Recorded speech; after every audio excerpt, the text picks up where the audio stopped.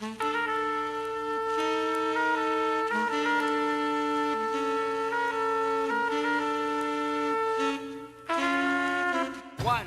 two, three. And now, everybody, MC Serch. MC Serch. Yes, y'all. MC Serch. MC Serch. Yes, y'all. Yes, y'all. Serch. Welcome to another thing. Serch Says Podcast, brought to you by Beretta T and 95massco.com. What up? What's going on? Somebody called me the other white meat yesterday. I was so happy. I haven't heard that in such a long Like time. your pork. No, But maybe, no, I'm the other white meat. That's what I mean. Did they mean like your pork? No, I'm the other white meat. I hope not. I'm the other white meat. I'm tasty. I got more flavor than Sizzling. This kid from Queens. Far Rock is in the building. Anyway, hello, P. How's it going? Can I call you Master P? I mean, someone else might have that name, but give it a shot. Yeah. It's like stage names in Hollywood. Only one person can have that until name. Percy Miller calls us and complains, I'll call you Master P. Okay. Sam said someone else does have that name. Like we. Oh, thanks, Sam. Sam. That's such a. It's fun to have the youth around, isn't it? The youth is wasted on the youth. So, lot to talk about. I hope everybody had a good Labor Day. Just so we kind of cover a couple of topics. It is okay to wear white after Labor Day. Really? My wife told me it was all right, so it must be all right.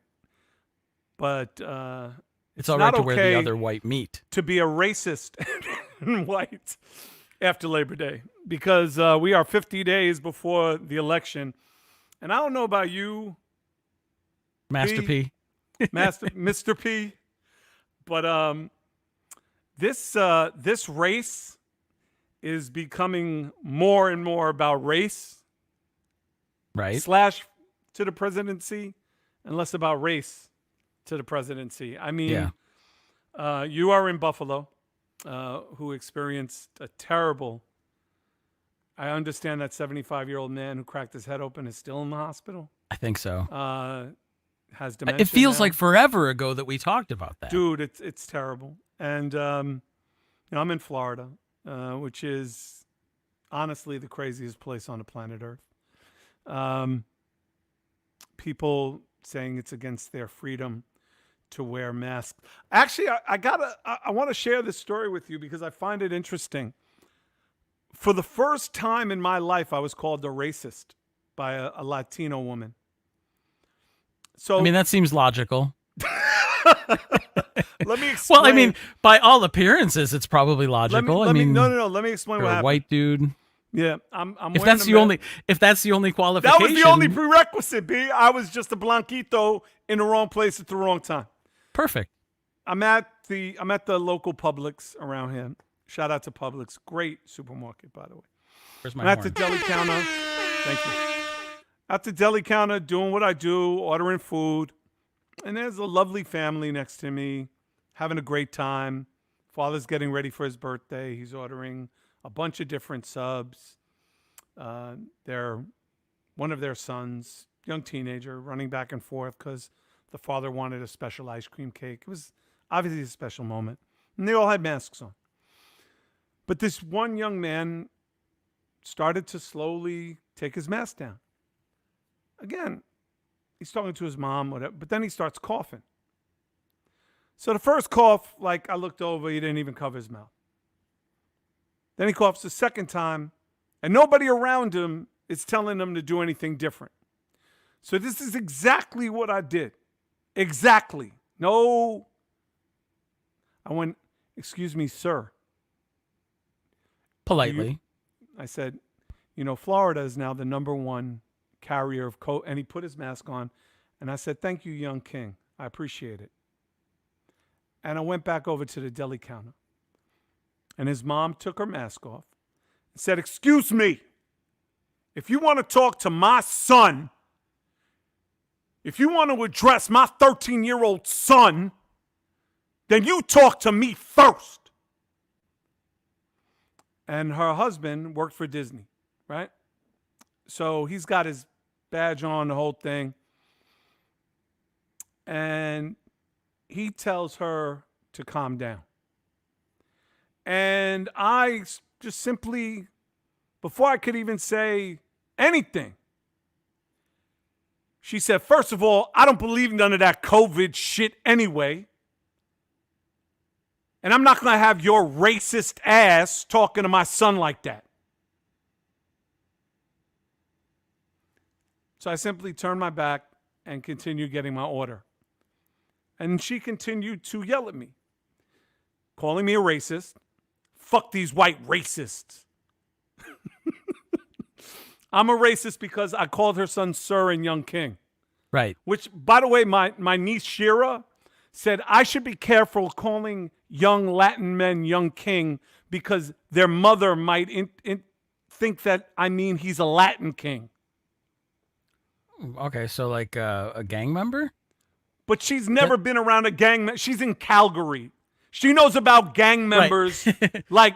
So how could she tell me, who actually have been around Latin kings? My niece is going to tell me how a kid that I called Young King, my niece, and I love her. She didn't mean any harm by it, but she can't tell me about the street. What do you mean? There's not like, are there gangs in Calgary? The only gangs, they're in the rodeo. They're the Calgary gangs who ride in the rodeo. So she continues to now balk at me. Fucking white racists. I hate these fucking racists. Then she said something to the effect that she might roll up on me. I didn't hear exactly what she said. And her husband then leans in and says, seriously, shut the fuck up. Shut the fuck up. And the guy at the deli counter is looking at me going like this. And I'm just totally ignoring it.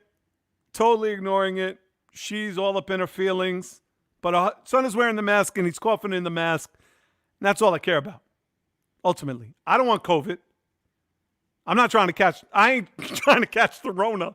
In no way, shape, or form do I want the Rona. So I leave. And when I left, I thought three things. Thing one in my head was, well, what can I do here? And the first thing I thought of, which is what I could have done, which I did not do, and I want to say it, was, let me tell you something, bitch. Right? Really cool. Right? Let me tell you something, bitch. I ain't even disrespect. No. That doesn't solve it. No, it doesn't fix not it. only, first of all, I'm not going to call her out her name, and I'm certainly not going to do that in front of her children and her husband, even though she's calling me a racist, right? I'm a motherfucking racist. I hate these white racists because obviously I'm a blanquito. She don't know nothing about me. She don't know. I know there can be other racists, but isn't it typically white racists? Is that redundant? No, listen. I mean, I guess you could. Do you know, anyway. In the words of the great Chris Rock, do you know who the most racist people are? Old black men. Those old black men are the most racist dudes. Probably have good reason, though, right? Yeah, of course. It's not about good reason, bad reason. Racism is bad no matter where you're from, no matter what you've experienced. Jews have every reason to be racist, and they're not. Colin Martin commented. Calgary Ice Crips. Shout out to the CIC in Calgary. Anyway, and I love my niece dearly. So that was one. She didn't mean anything. So that was one, right? The second one was, hey, yo, check this out, bitch. I'll fuck you up, your man up. That's not too different from one. But. Right. But the answer still went to C, answer one, which is that doesn't fix anything. Right. And the third one was, let me call my wife and bring her in and show her, this woman, that my wife is Puerto Rican and black, and not even say anything to her. Just call her and say, hey, honey, I have a question about the deli counter. Can you come in? And have her just come in and then help me order my food and then leave. Right? So the funny thing was, my wife said to me, which would have been fun. Yeah, and my wife said to me, she goes, that's one of the times when you should have called me in. You should have called that card. She should have pulled that file. And I was like, you know what? Honestly, I didn't even think about it until I was out of the store.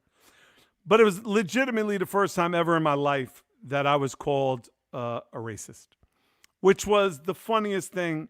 Honestly, it was just the funniest thing I'd ever experienced in my life. So please, people, Caucasian people who are allies, when you are asking someone of color to please put on their mask, please do it with respect. Don't use young king. Say sir. Say young man. Do not use any ebonics of any type. Do not confuse them.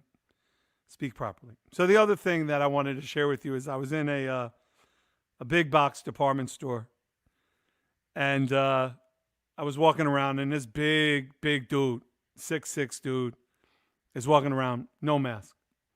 And this store has a it says must wear a mask. And he's not wearing a mask. He's a big dude. And I'm like, you know what? What's good for the young man is good for big dude. And I'm telling you, like, for a second there, I was like, yo, this guy might roll up on me and he might say something dumb and it might get popped off. But you know what? What's good for young man is good for this dude. So I waited for him to be off the phone. He was on the phone. He got off the phone. I said, excuse me, sir, do you need a mask? And he said, no, I don't need a mask. I was like, okay. Do you have some immunity that we're unaware of? Yeah. So I said, but you do realize this is a store that requires all people to wear masks. And he was like, I suggest you get out my face. So I could see where this was going. And I said, okay. And I got out his face. And no one was talking. No one stepped to homeboy. There was not a worker. There was not any management. This was a big dude. And he was more than welcome to walk through the store and shop as freely as he wanted to, talk on the phone as loud as he wanted to. Nobody said anything. So again, part 2 of that is Florida's crazy. That's the lesson learned there. Lesson learned is Florida's crazy. Also crazy is our president in California, in the midst of the wildfires, saying to a climate scientist who's in a mask, don't worry, it's going to get cooler. You'll see. Watch. What, does he have a magic 8-ball? And Governor Newsom literally turning to him going, Mr. President, that is not the answer we're looking for. Climate change is affecting what's happening on the planet. Climate change is affecting what's happening. And this is why the fires are increasing. And this is why we're having the issues that we're having. And his answer was, it's going to get cooler. Trust me. Unless it's going to get down to he might have even said, I got it. Don't worry about it. Something like that. He controls it was very passive. He's like, I got it. Don't worry about it. Unless it's going to get down to like frigid temperatures that'll stop fire. But how does he? But how? Just the audacity, the balls on this dude to just. Does he know what it is? He doesn't understand why there are wildfires, and he thinks it's like it's so hot, things have hit their flash point. That's not how this works. It's dry. Like it's bone dry and windy. Bone dry. Right. It's the humidity and the wind. The fire just transfers from one building to the next, and one tree to the next, and one forest to the next. But it's gonna get colder. You'll see. Just you'll watch. You'll see. Thank you. And you know what the sad thing is we are fixated on this idiot more so as we get closer and not focused on the wonderful things that Biden and the wonderful things that Kamala Harris are saying about change. For example, did you know that Donald Trump passed executive orders on every single carbon monoxide reduction for factories in the world to allow them to have more freedom to put more carbon monoxide into the atmosphere. I knew that he's not really big on environmental things. But there was no reason. He did it just because Obama did it. So he wanted to just give the middle finger to Obama. I mean, unless he got paid, unless he got something under the table from every major factory in the world, what's the reason to turn the heat up on what's the reason? It has gotten 3 degrees, 4 degrees hotter during his administration, supposedly, allegedly. That's a huge jump. That we were managing. We were managing. We were during Obama, and it's going this way. It's been we were flattening the curve. He doesn't like flattening either curve, whether it's COVID or whether it's the environment. Brother, burn it all. This guy he's a special type of human being. And the other thing that I love, and I gotta tell you, this is just me being ahead. Today's big Twitter back and forth, and I will ask the lovely and talented Jemele Hill about this because it's a cultural question. Kamala Harris was coming off a private plane, and people thought she had Timbs on. Did she have Timberlands? Right. I'm sorry, you're white. I forgot. Timbs. I just bought a pair of Timberlands for your information. Yeah, I know.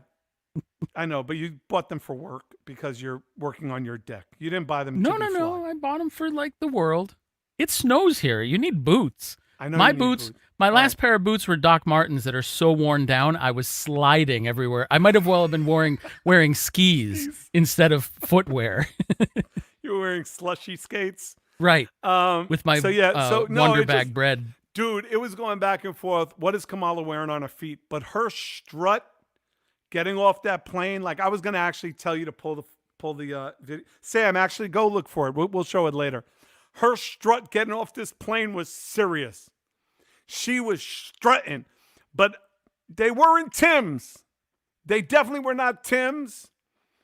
Eric Ford, yes, pumice is white. I know it's scary, but yes, he's well aware. Is a blanquito. A white from racist. Buffalo. I'm a white racist. No, you are not. Don't put that out there in the universe. No, someone's going to sample that. Yeah, please don't. Yeah. Please don't. Anyway, coming up in just a minute, we have the super talented. I'm so enamored with homegirl, Jemele Hill. We're going to talk to her about all that she's got going on. And as we record the Serch Says podcast, I want to say we are officially signed. We have done our deal. The Timeless Podcast Company is now the Orchard Sony company. So thank you to Pumice, who pushed this idea on me, and thank you to the team, Tom Wheely and Brad Navin, and the other Tom and Tim Pithouse and the whole team, and Ellen and everybody at the podcast at Sony for believing in us. We're turning Sony back into the sound of New York. SONY, Sound of New York. That's what we used to call it. So makes sense. Timeless Podcast Company, and we're going to be talking about our first season, what we're going to be putting out, and it's going to be great. So very. Are you announcing that tonight, or is that still under wraps? That is a done deal. No, it's a done deal. So, no, I don't want to talk about the first season. I'll tell you why. Because we haven't officially recorded the first episode. Right. Once we have the first episode in the can, Chantel made a really good point. She said we really shouldn't talk about things that aren't done. So I know we can talk about this deal because it's done. You know what I mean? Like, right. It's done. Until it's in the can, you don't tell people about your new album. Although nowadays they do, right? Well, it depends. I mean, if you're actually in the studio recording, then yeah, you can obviously do that. My new album in my head. Right. I'm thinking about making an album. Yeah. I'm thinking about, kind of like me, right? Like, I've been thinking all year about making a record. It's not going to be an album anymore. Now it might be an EP. I don't know. I really don't know. All I know Right. is I haven't been this motivated to write in decades. So now you've teased all of us fans with an album, and you're going to shrink it down to a single. That's the whole. But the point I'm trying to make. First of all, it's not going to be a single. I'm But it's not kidding. gonna be. I was being extreme. Yeah, you're too extreme for me. You're an extremist, is what you are. I am. I don't know. Like I'm talking to the people that I'm making a record with, and I really am really inspired. And I haven't been this inspired in a long time. The balance for me is my inspiration to what I want to do as an artist, and then the responsibilities I have to the podcast company and the responsibilities I have as an executive and to the people around me. And that balance becomes a challenge. And obviously the balance of being a father and being a husband, which I've been told I'm on the husband side, I'm fucking up. So I've been told that already. So I need to really figure out my path, right? Because my path is, I am emotionally unbalanced right now. How's your blood pressure? Great. Really? Yeah, 117 over 74. Resting heart rate 68. I'm like an athlete right now. I mean, Lucky literally, you. I'm a healthy bear. Yeah. I'm a big, healthy bear. So you I need could to catch the Rona and you'd probably be fine. I don't want to think that. Why would you? I'm going to see my kids next week, right? Chantel and I are going out. Don't say You where. people in Just leave it Florida alone. are allowed to travel places. Yes. We don't do Yeah. that here. We have certain. Anyway, the bottom line is we're going to see our kids. And there's a chance that somebody might sneeze and be like, "Is that your Rona?" That might happen. Somebody might cough in their mask and go, "Ha ha! Is that your Rona?" I hope not. I hope that's not where I'm at in my own head. But I know you don't fly Spirit, so I don't expect any great No. stories of your Spirit flight. Airlines, where Rona could be sitting next to you. No, I fly. Shout out to Delta. I love Delta. And by the way, Delta sent me this 3-paragraph email about their safety precautions about their circulation of their air and how they, A, use these brand new HEPA filters, B, they're rotating fresh air into the planes every 30, 40 seconds, that they're pulling air from outside and blah, People blah, can blah, practically blah, blah. start smoking on the planes now with that much I filtration. mean, it might kill the Rona. Like if cigar smoke might kill the Rona. Have they tried it? I probably not. Not since I'm going to the write this 70s, down. right? Cigar Yeah, smoke. things to-do list. The to-do list. That's endless. But anyway, so that's kind of like my thing is that, going to see the kids, and hopefully that'll bring some balance back into my life. But also I want to go see the guys I'm working with, hopefully get in the studio, because I'm also hoping that's going to give me some more inspiration and get some balance. Oh, of course it will. Because I'm telling you, I got it again. My writing lately has been crazy. Like, I feel so great about what I'm writing, and I haven't felt this good in a long time about lyrics and what I'm writing and why I'm even writing. So I just feel like I'm just in a really good place, and the people I'm collaborating with are people that I really have respected for a long time. People that I never thought in a million years I would work with, let alone be cool with, let alone, become friendly with. It's been an amazing kind of summer when it comes to writing and, making music. So it's been exciting, man. I think anytime you're exciting. around other musicians, you'll absolutely, it's inspiring, right? Without question. If we could actually go to concerts, you'd be even more inspired. That's true. That's absolutely true. So do you want to go take a break real quick and let's take a break, and then let's talk to the D girl herself, Jemele Hill, D girl's own. I want to talk to her about her show on Vice is fire. Her Spotify podcast is fire. Like, everything homegirl does is fire. Like, the name of her production company is The Lodge. Like, The Lodge is like, it's like if you ever been on the Death Star and been in the Lodge is the Death Star. Like, it's like 10-foot walls that you do 90 miles an hour on. It's the connection between the suburbs and the city. She's an amazing person. I got a lot to talk to her about. Let's pay some bills, come back with Jemele Hill. It's Serch Says podcast. Sound of New York, Sony's own. I'm so proud of that. So proud. They tried to warn us. In the process, we have lost many lives. Respiracare, the only NIOSH N95 masks that kill coronavirus and other harmful pathogens. 4 layers. An outer layer traps contaminated droplets. Antiviral layer to destroy pathogens. Filter layer stops fine particles up to 0.3 microns. And the inner layer for final protection. Respiracare masks kill 98% of some of the deadliest superbugs tested. We are a mask, and we want to protect those who put their life on the line, one mask at a time.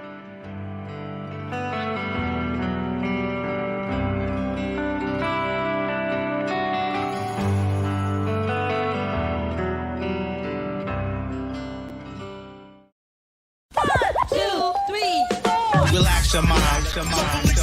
They have the authority to kill a minority. Right on the side and reset the kill.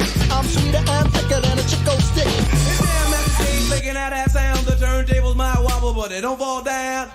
Aiming at your head. I can fuck Make the gas for those little white lies. Lemonade was a popular drink and it's still I was a fiend. Before I became a teen, I melted microphones instead of cones and ice cream.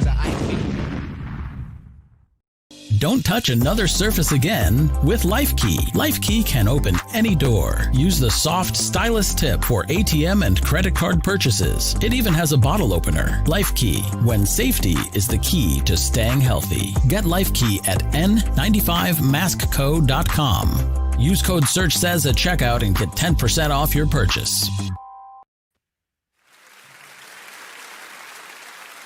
Welcome to the Serch Says podcast, brought to you by Blue at Sea and n95maskco.com. It is my pleasure. You know when it's really fly when you meet somebody at a Roots concert? That's all I'm saying. Let's just keep it a buck. Jemele Hill is here. Ladies and gentlemen, the lovely and talented Jemele Hill. Peace. Hey, what's going on, guys? How are you? Hey, I'm good. How are you? I'm good. Miss Hill. Pleasure to be here. I just, it was so cool seeing you backstage at that Roots concert. Like, I just realized you were ahead. Like, I kind of knew watching you on ESPN. And I also, obviously, when I was at JLB, I knew of you through Rob Parker, and I knew what you were doing for the Detroit Free Press. I had Kelly Carter on the show every week when I was on JLB. But, you know, you don't really know what people are about until you see them. But for you to know the words to album cuts on the Roots when they were performing, I turned to my wife, Chantel. I was like, damn, Jemele's ahead. Like, she's ahead. Like, was that a part of, like, when you were going to high school in Detroit and all of that? Was that a big part of, like, you coming up besides sports, was, like, knowing lyrics to records and kind of, like, being in the culture that way? Of course. I mean, I grew up with hip hop, and though I'm a little bit older in terms of the Roots were not when I was in high school. They were out when I was in college. But one of the many non-sports related fun jobs, or I should say, maybe the most fun job I had that was non-sports related, but journalism is related, was when I interned at the Free Press in 1995. All right, so summer '95. I was a features intern, and I got to cover hip hop and R&B the whole summer. And they had a music critic there at the Free Press who didn't really like hip hop, didn't really like R&B, despite the fact he is the music critic in Detroit. I mean, more of maybe the crossover stuff, he would handle that kind of stuff. Like if Janet Jackson dropped a new album, he'd handle that. But that summer was a great summer because Aaliyah was out. The Roots, their Do You Want More album, that was one of the first CDs that landed on my desk to review. And that's how I fell in love with the Roots. And so it was just so many great acts that came out that year and that summer. So I got a chance to really, really immerse myself in. But, you know, since I was growing up, you know, hip hop, R&B, they've all been a part of my life. And so the Roots, I've told Quest this. Look, if I hit the Powerball, number one on my bucket list is I'm going to tour with the Roots a whole year. That's what I'm doing. Well, listen, I'm kidding. I mean, my husband's probably not going to love this, but he's coming with me whether he likes it or not. But that is my bucket list item. Maybe number one. Jemele, you have a Spotify podcast. You can do it from anywhere. You could technically do that if you wanted to, regardless. Exactly. Yeah. Right. One I could of do a lot of my work from on the road and touring, with the Roots. I told him, I was like, I don't want to do any work. I just want to like literally just go to the concert, be backstage, and just sing the songs and immerse myself in the atmosphere. It's hard not to do the work though, right? Because if you're around certain people, you as a journalist, you just all of a sudden want to ask questions that are thought provoking and things that you think about or you wonder. I mean, and listen, I understand casual settings, but it's kind of hard to separate the two, right? When you see somebody and you're like, wait a minute, he might be good for my show. Let me just first of all introduce myself. Hi, I'm Jemele. Nice to meet you. But I was always wondering, blah. It's hard not to. And if you're on a Roots tour, like I was with them when they were on the road with, and this is also way back in the day, about 94, 95, with Erykah Badu when she put out her first album. I remember actually my wife being pregnant with our first, and Erykah rubbing my wife's belly saying, God, I want a baby so bad, so bad. And she was pregnant with 7 at the time. Wow. Right. So and these are all these little things you would incorporate that in your show because that's what your show's about. Like it's about culture. Like I really don't like when people say, oh, Jemele Hill has a sports podcast. Her and Cari have a sports show. Like you're so much more than that, homie. Like you're really you wrote for The Economist. You've done political, essays. You've read some really good books lately, which we will talk about. But I mean, don't you feel like you have to kind of convince people sometimes that you're more than just a sports analyst, a sports journalist? Well, I do think it's less and less. I mean, obviously, when I first left ESPN in 2018, because ESPN is such a big platform, so many people knew me from that there was a great temptation to always put me in that box. But one of the things I'm really thankful for is that the first job that I took when I left was writing for The Atlantic. And The Atlantic is a political magazine, very well respected, but I got to cover sports in the way I've always wanted to cover it, which is covering that connection, that convergence between culture, gender, and race.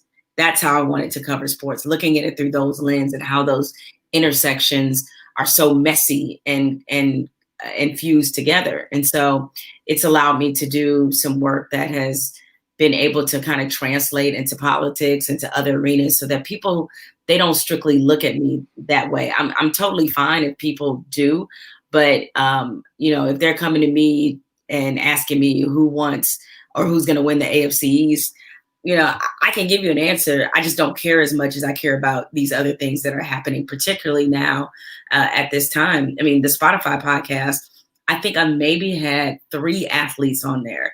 And I've done over 100 shows. Right. And I had Martellus Bennett, Rajon Rondo, and Ron Artest. And the Artest interview was more pegged to the fact that his Showtime documentary was coming out. So the majority of the conversations on the podcast are with entertainers, musicians, actors, just what I would like to put in the bucket of compelling people who have something interesting to say. It doesn't have to be something I agree with. I certainly don't capitulate to stupid, but you have to be thoughtful.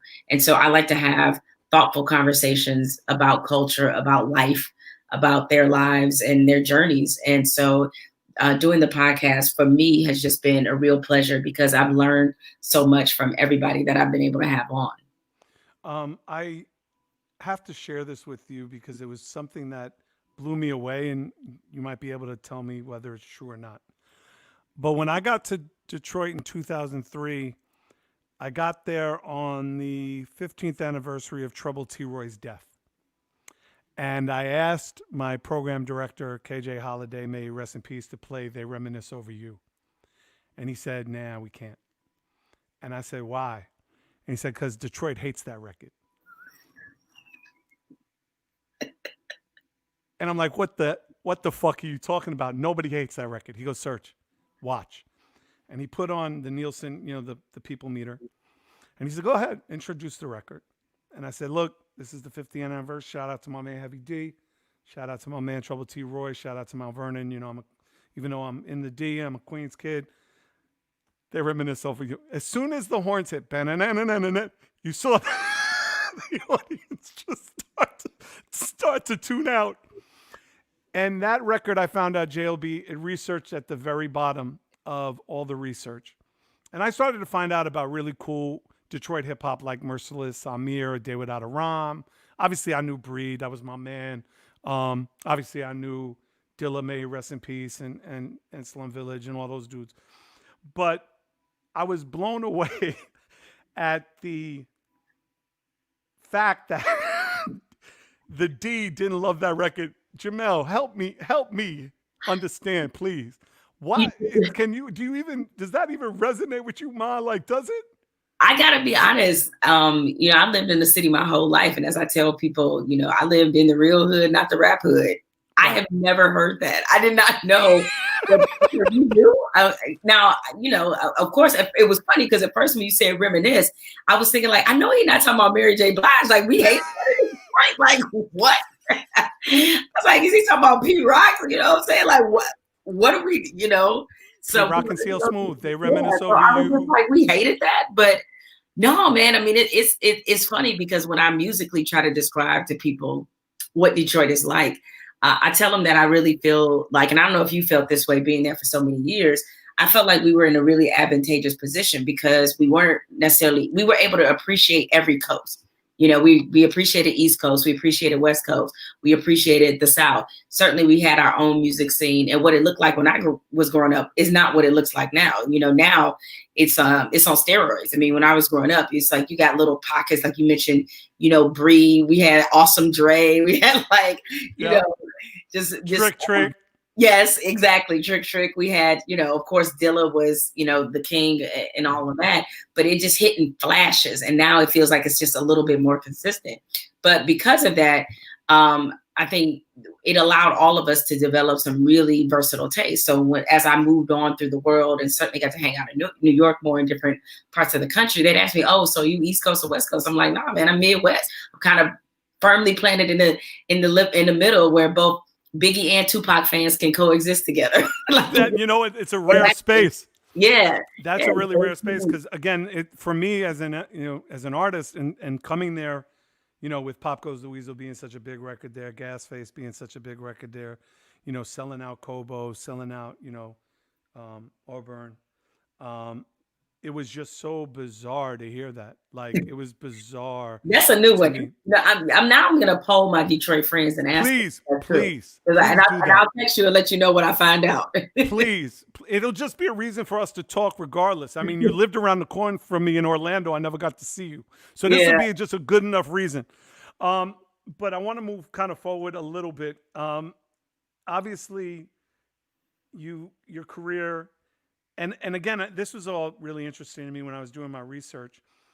When you first met Michael Smith, it was Rob Parker introducing you, and I later found, because I always thought you guys were dating, and it was almost kind of set up that way, right? Like, it was almost set up like you were calling him to go to the movies with him, like to go hang with him. Like, that's quite what happened. Okay. No, I know it's not quite what happened. I couldn't really get the whole skinny. I tried to get Rob on the phone. He's not returning my calls. I don't know why, but he's super busy right now. But it just seemed to me that it was like this thing where it was like, oh, there might be chemistry there that could be, you know, obviously two people that are really knowledgeable about sports and really knowledgeable about mutual respect for their knowledge of sport. But was it something that started off like, yo, let's just see if something pops off? No, not at all. It's just a no. Okay. No, not at all. So I met Mike when I was still at the Free Press. And this was, I think this might have been, you know, maybe like 2002 or 2003, somewhere in there. We were both covering the playoff series between the Celtics and Pistons. Mike was working at the Boston Globe at that time. I was working at the Free Press. And I was there just to support the main beat writer, Perry Farrell. So I was on the road and really getting my first taste of covering the NBA. And so I walked into the Celtics locker room And even though you probably see more Black people covering the NBA than some of the other professional sports, and I knew, a few of the guys who had covered the beats, like you mentioned, Rob Parker. I think he was on the road, and some other folks. And so, I mean, all the Black people just decided, all the Black journalists, like, that we were going to hang out. And so we went to see Spider-Man, the Tobey Maguire Spider-Man. That's how long ago this was. Uh-huh. And they had all been sort of planting a little bit of a seed with both of us, like, oh, you're single. Oh, she's single too. Oh, okay. And when we all went to the movies together, they organized it. So I sat next to Mike, right? So they're trying to do some love connection without either one of us knowing it. I thought Mike was, cool. It's not that often that you run into people your age in that environment.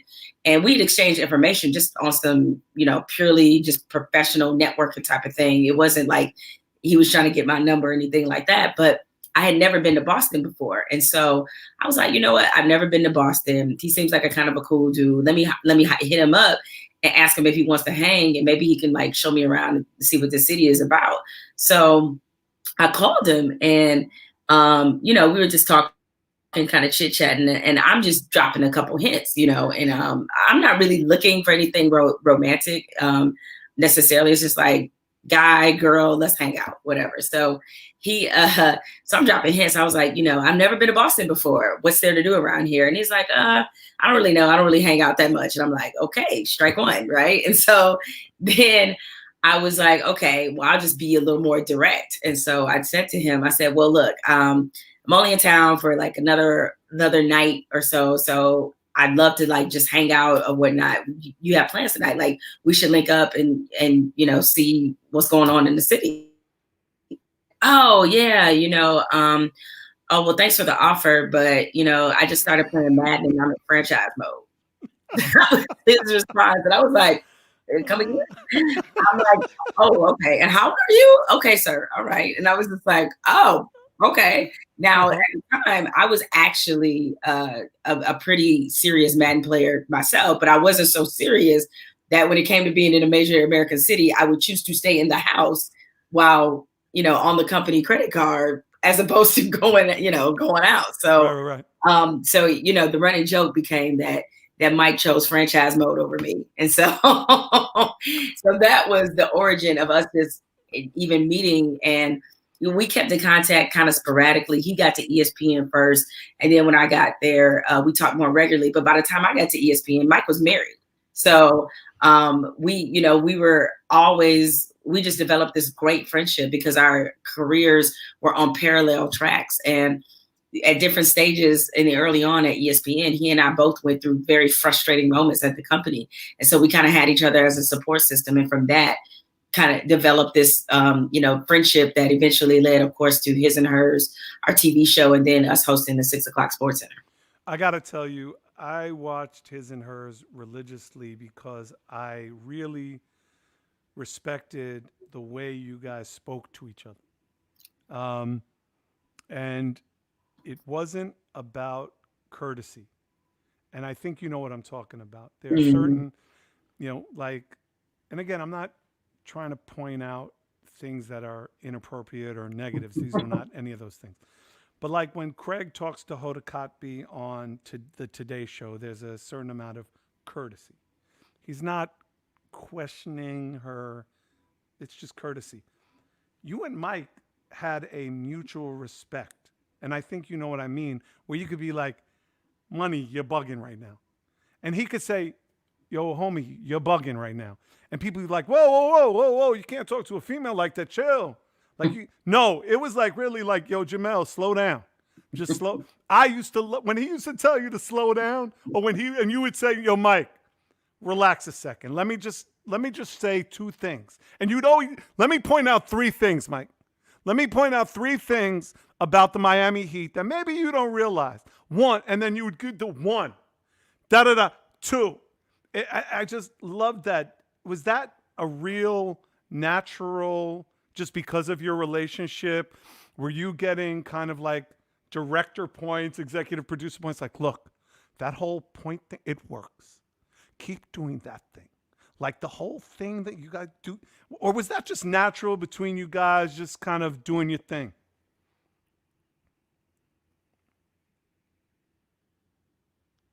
think she froze. She froze and now she disappeared. That's too bad. That was a really good question. She'll be back, I would imagine. I hope. And she's back. And she's back. Where did we I'll lose get my you? ugly mug off this screen. Yes. Goodbye, Pumice. This Wi-Fi has been great all day. And of course, it would take that seminal moment and decide to act a fool. So, I mean, just, so again, it was just like, and again, I'll just finish. Was it more of a producer, executive producer point where they were like, the ratings go up when you guys really do the chill and relax, and Jemele, when you do the, hold on, let me point. Or was it just like natural because of your relationship? It was natural. Like, we never rehearsed anything. We never said, people still laugh about this moment we had on the show where Mike accidentally threw a stack of papers at me. I wanted to kill him in that moment. Like, yo, because he was so animated and excited, and he threw the stack of papers at me. And then he was like, oh, I'm sorry, my bad. Right. And we just kind of would go back and forth. But I think, to your point, the reason why it never felt like it had to be fake courtesy or it never had to be deferential to me because I'm a woman is because Mike and I had very similar credentials. Okay. And we both were journalists who started off in print. He was at the Boston Globe, as I said. I was at the Free Press. I was a sports columnist in Orlando before I got to ESPN. I was a sports columnist at ESPN.com. We had both covered a lot of things. We were both experienced journalists. And so there was never this idea that we weren't on each other's level. And so because we were equal in credentials, we could come at each other a certain way. And at least in terms of my background, growing up in Detroit, being a neighborhood tomboy, I was real comfortable, being able to not just dish it out, but also being able to take it. Because, when you're the neighborhood tomboy, little boys gonna try you all the time, try to prove that they're a better athlete than you and you're better. I was a pretty good athlete growing up. So I was used to facing that level of competitiveness with men.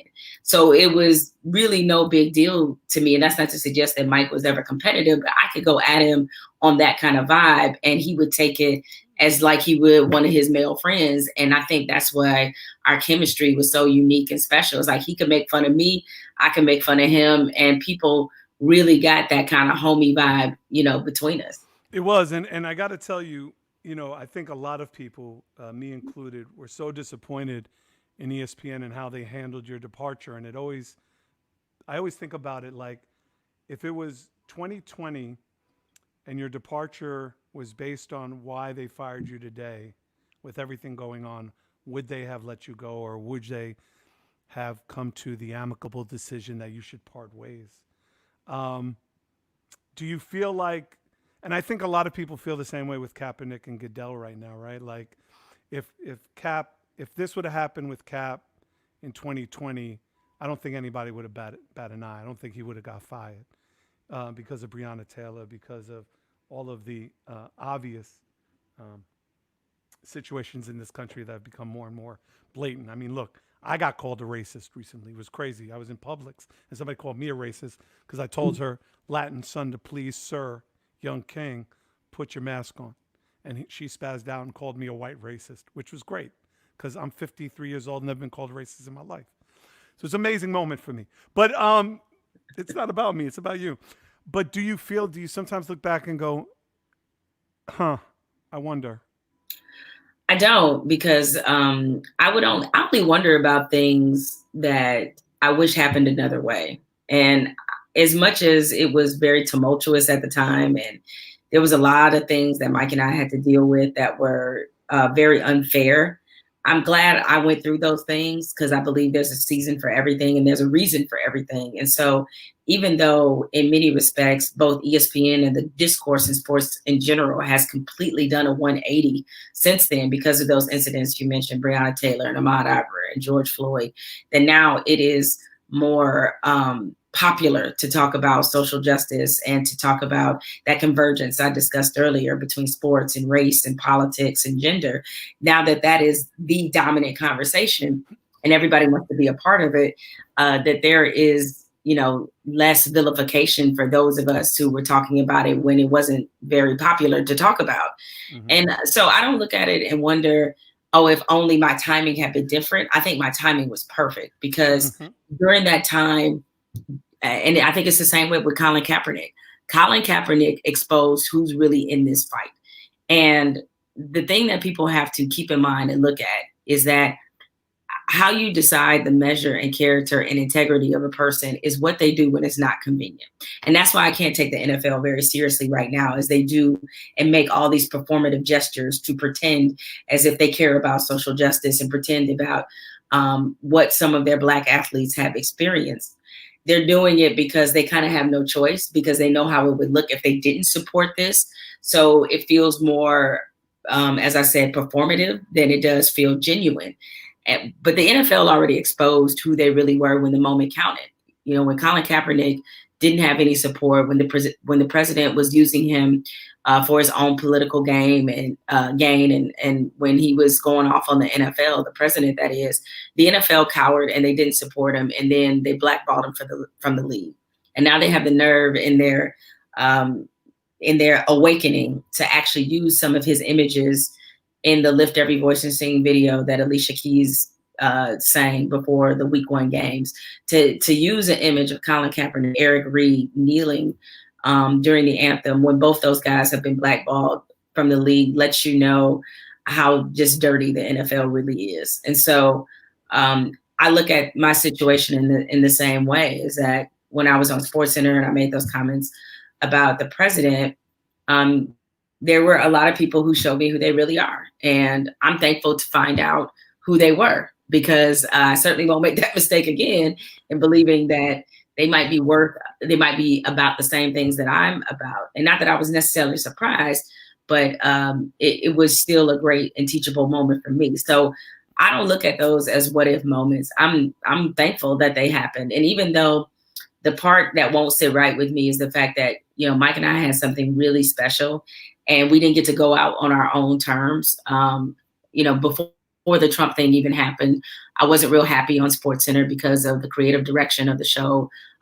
Mike wasn't happy with it either, but he was just more willing to stick in it longer than I was. And I just wasn't going to waste my time to try to fight battles and fight people that I didn't really feel like I could move them closer to me. Or move them closer to where we were, where our page was. So I wasn't going to waste my time and effort trying to convince people who weren't even open-minded to begin with. So that's the only part of that whole equation that I don't, that always is going to probably rub me the wrong way, is that I wish we had been able to do things our way, even if it hadn't wound up being a success. But we didn't get a chance to kind of finish the project, if you will. Right. It's funny when you mention Cap, I think about Mexico 1960 and the same thing. How that they were vilified and then became heroes, and the IOC used those images as a way to show liberation when it was not so for 50 years, 60 years.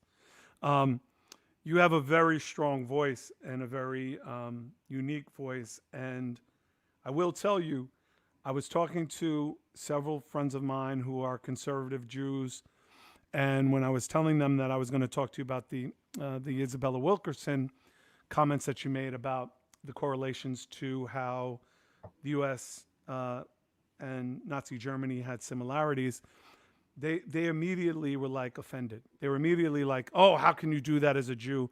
And I'm like, "Well, here's some news for you. She's right. Like, first of all, she's right on the money." And if you want to sit here and get on a pedestal because we're Jews now, we can hide behind our whiteness, then you're forgetting that in New York City, when we got off the boat, there were signs in the Lower East Side that said, "No Jews, no blacks, no Irish." And then 10 years later, it was "No Jews, no blacks." So please do me a favor, save all that vilification for like you and your friends in your poker games. And I did want to talk to you about it because I did feel that how you were approached about what you said was unfair. And even if I'm a small member of the Jewish community who kind of I'm very unique. I'm a unicorn, right? I got African American, Puerto Rican, Polish, Jewish kids, right? So they know everything. I think you're absolutely right, and I want to kind of delve into that a little bit because Isabella Wilkerson's book doesn't talk about the similarities in terms of genocide, even though there are similarities. The American government has killed people of color for hundreds of years, whether those were slaves that came here to do free labor, whether those were the indigenous people, whether those were the Latin people coming from Mexico and South America. There is a history of white men killing people of color in this country to be out of fear, out of control, out of a sense of ownership.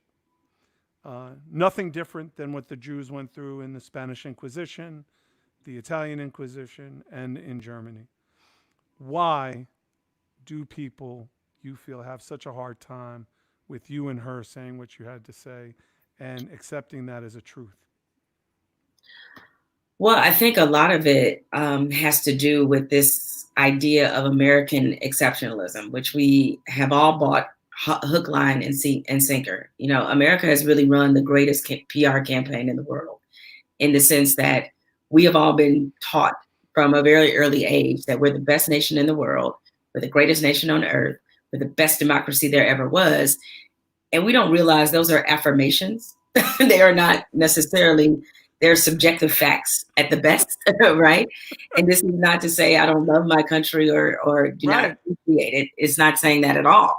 But it is to understand that exceptionalism has been dangerous, which is why we cannot even agree on what happened in history. And so Isabel Wilkerson's book, I probably, if I were to apologize for anything, is for simplifying what is a tremendous piece of historical record. Her book is called Caste. Yeah, her book is called Caste. And Caste is a detailed look at the caste system in America. And what she does is compare it to the Nazi regime, to the caste system in India, which is one of the oldest in the world.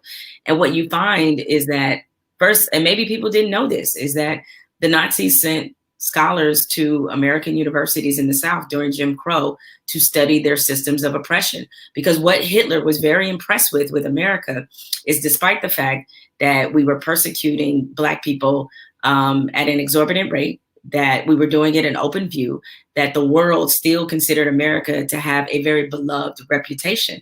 And they wanted the same thing. In fact, they looked at our system of Jim Crow and found some of it was actually too extreme. So what does that say? The Nazis believed in eugenics, so did Americans. This idea of pure white blood, because understand, in America, it was illegal until the late 60s for Black people and white people to marry. It was illegal. 1974.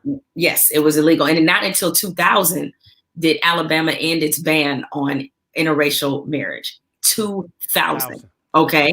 So the Nazis saw that and they copied that same system, and they took our one drop rule and they copied that same system. And I'm just taking a very small piece. I can't possibly explain to you the 500 pages this woman writes about this, Isabel Wilkerson, in very thoughtful detail. But my comment when I said on Twitter that, we have this idea that there was so much distance in philosophy between us and the Nazis, and it wasn't. They were very similar. There was not a lot of distance. So the comment certainly was not meant to disparage what Jews went through in the persecution and the extermination of millions. It was to shed a light on the historical atrocities that we have committed and how we have a really bad habit of looking down on our noses at other nations and at other situations and thinking we're so much better than the rest of the world. Because I tell you what doesn't happen, Serch. When you go to Germany, you know what you don't see? Statues of Nazis. That's what you don't see. But here in America, you have schools, you have streets, you have boulevards, you have statues of Robert E. Lee everywhere. Robert E. Lee tortured slaves. He beat them. He participated in slavery. He was a traitor to this nation, and he is lionized in many parts of this country. We have 1,400 Confederate statues. Ask yourself, why do we have statues of people who were slaveholders who wanted to preserve a dehumanizing institution? Only in America does that happen. You go, the Nazis, or in Germany, they paid reparations to the Jews. One part that's very powerful in Isabel Wilkerson's book is she talks about Hitler's bunker. You know why nobody knows where it is? It's because they paved it. They paved over it. It's a street somewhere. They don't even know it's there. Okay. Because they wanted no historical artifacts from that painful time in their history. Here we got plantations. People get married in them all the time. Right. And so my comments were coming from that particular thrust, is that we have a real problem here reconciling with what we have done. And you find that many of the inhumane practices that the Nazis used to persecute the Jews, we did the same thing. Illegal, painful medical experiments, we did the same thing. Black women, maybe people didn't know this, are pretty much the mothers of gynecology. The reason why is because many slaves, they were using their reproductive systems, taking them out, removing their ovaries, doing all sorts of things to figure out how the human body functioned.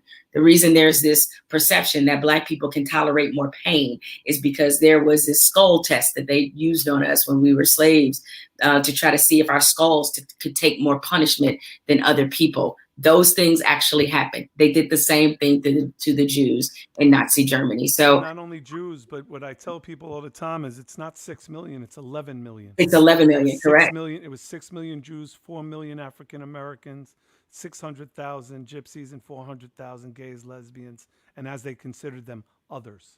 So I don't know if you saw this poll that came out. It came out today, and it was actually quite sickening about how more than a quarter of Americans did not know that there were 6 million, or to your point, 11 million, if you want to, that's the accurate number, that many Jews were exterminated in the Holocaust. Had no idea.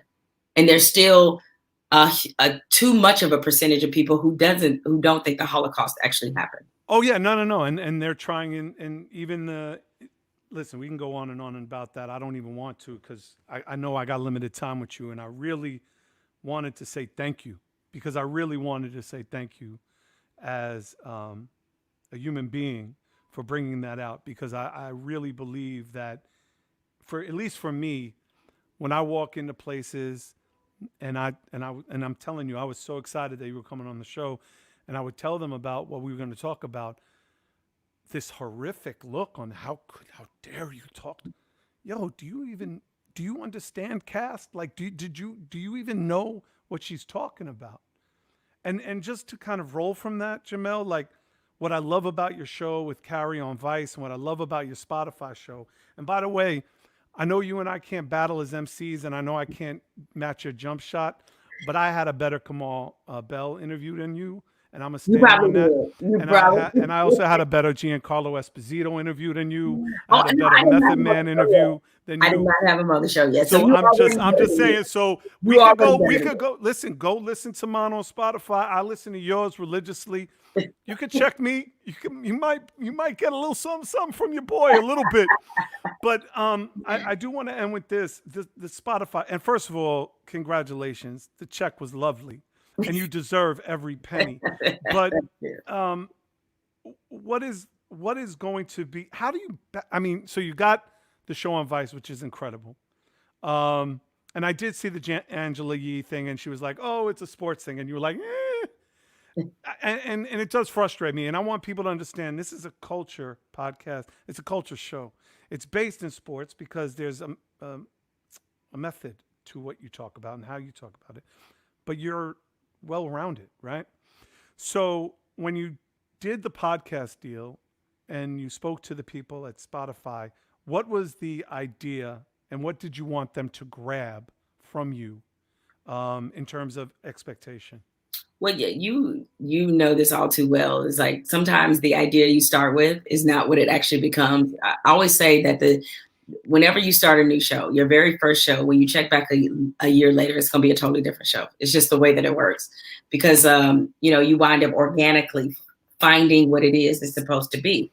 And so when I first went to Spotify, we were first talking about me having a podcast, I was actually envisioning, you brought up Angela Yee, I was actually envisioning something more along the lines of Breakfast Club, where it'd be me, a couple other people, we talk about various issues, we'd have some guests and like be more of a relaxed atmosphere. And what it became organically was an interview podcast where I sat down with somebody and we had a great conversation. We talked, and that's what it became. And so they were very happy with the organic transition of how the show was. But I think initially on their part, despite the fact that we wanted to be in business together, I think they were probably a little bit afraid because, this was going to be hinged off, my name, my ability to draw people in. And I think they did worry that there were too many people that connected me so closely to the sports world and not enough to their world, which is music and culture.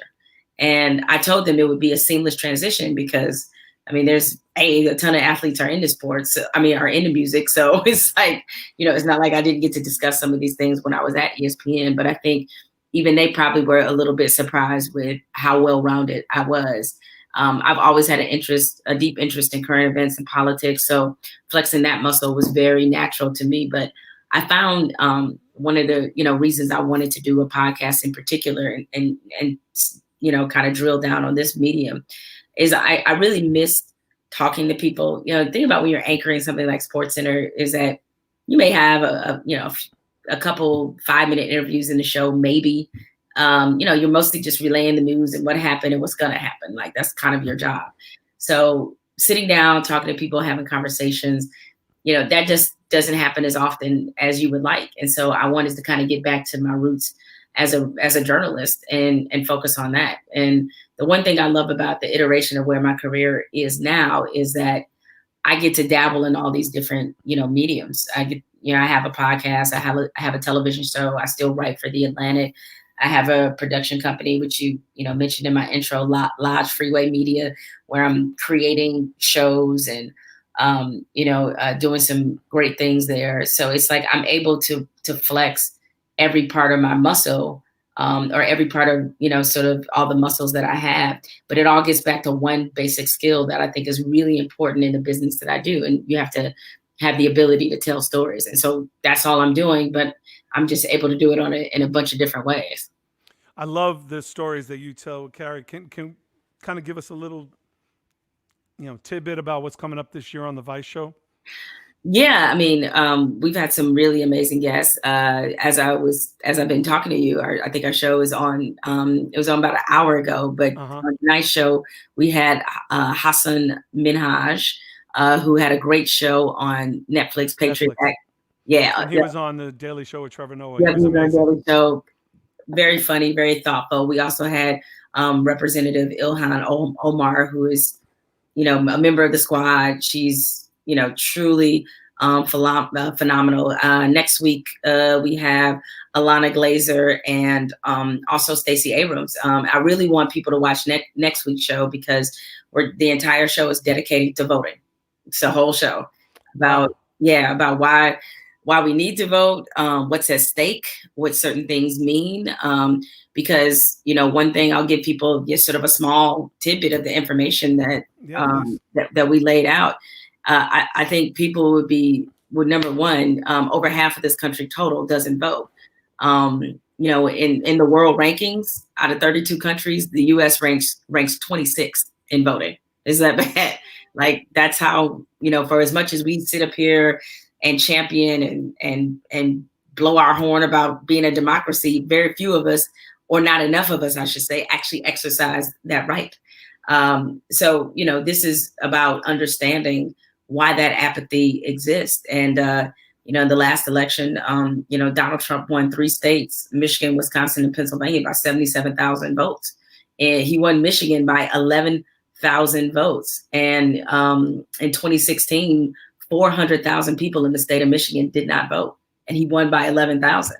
So, when you have such high levels of people not participating in the democracy, it's important that we find out why, and more importantly, what we can do about it. And Stacey Abrams, who has really been at the forefront of this fight, she has some phenomenal information that she wants to pass along and talk about how she's seen voter suppression in a way that very few of us have, and what that looks like.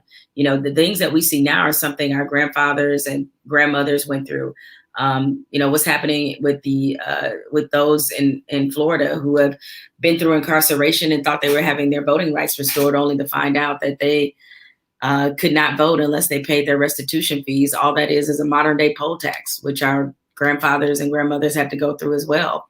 There's a long, consistent history of Black and brown people having their votes suppressed. And as I say to those who don't want to vote or feel disengaged, you got to think your vote is worth something, because if it's not, why are they always trying to take it from you? Right. I got to tell you this story because you brought it up. And I want to talk to you about Kamala Harris before you leave. But in 2016, my firm that I was working with were responsible for all of the groundwork in all 51 states for Clinton, for Hillary Clinton, for the Clinton campaign. We were not only doing sign, house to house, but we were doing barbershop to barbershop, nail salon to nail salon. And, I got people in the D, said Louis and all my people. So obviously I hired all of them. Mm-hmm. Like every one of them had work. And they were calling me at the end of the week going, yo, we got a real problem in the 9th district. And I'm like, okay. I'm like, that's Chocolate City. Like, there's not going to be a problem with Hillary. They're like, nope. And so I got on the phone. We went to Hillary Clinton's. We had to report there every week. So we went to Brooklyn, downtown Brooklyn. I got my man on the phone. And I said, hey, you're talking to Hillary's chief of staff. And my man was like, what up, though? This is my man. This is said, what up, though? Hey. He's like, yo, we've canvassed the 9th district, and this is what we're hearing. And this is what he said verbatim. He said, yo, fuck Trump, but we ain't voting for that bitch either. And he was like, what? So we're like, yo, I said, watch your language. I said, chill. He's like, yo, I'm just telling you, we got a problem. She needs to come out here. And then we called our guy in Wisconsin, in Milwaukee, and they said the same thing. And we called Cleveland, said the same thing. And I'm looking right at the dude, and I'm like, and this is June. And I said, dude, she got to go to Detroit. She got to go to Milwaukee because Black people ain't coming out for her. You got a problem. And he looked right at us, and he said, we don't have a problem. He said, trust me, we don't have a problem. And I'm like, no. I said, if the streets are talking like this on 7 Mile and Gratiot, you got a problem. Yeah, you got a problem. So what made it worse was in August when that tape came out with what he said about women, and he could do whatever he wants, whatever, blah, blah, blah. I don't want to repeat it because it's just nasty. We sent our people to canvass again just to double check. And those men and women in those beauty salons that came out for Democratic vote over and over, voted for Kilpatrick, voted for Obama, voted Democrat. They said, we're not voting for Trump, but we damn sure ain't voting for Hillary. It's not happening. Not happening. And they fired us because they thought we were poisoning the well. And we're like, yo, we're giving you information. Right. You're hiring us to give you information. Why would we poison the well?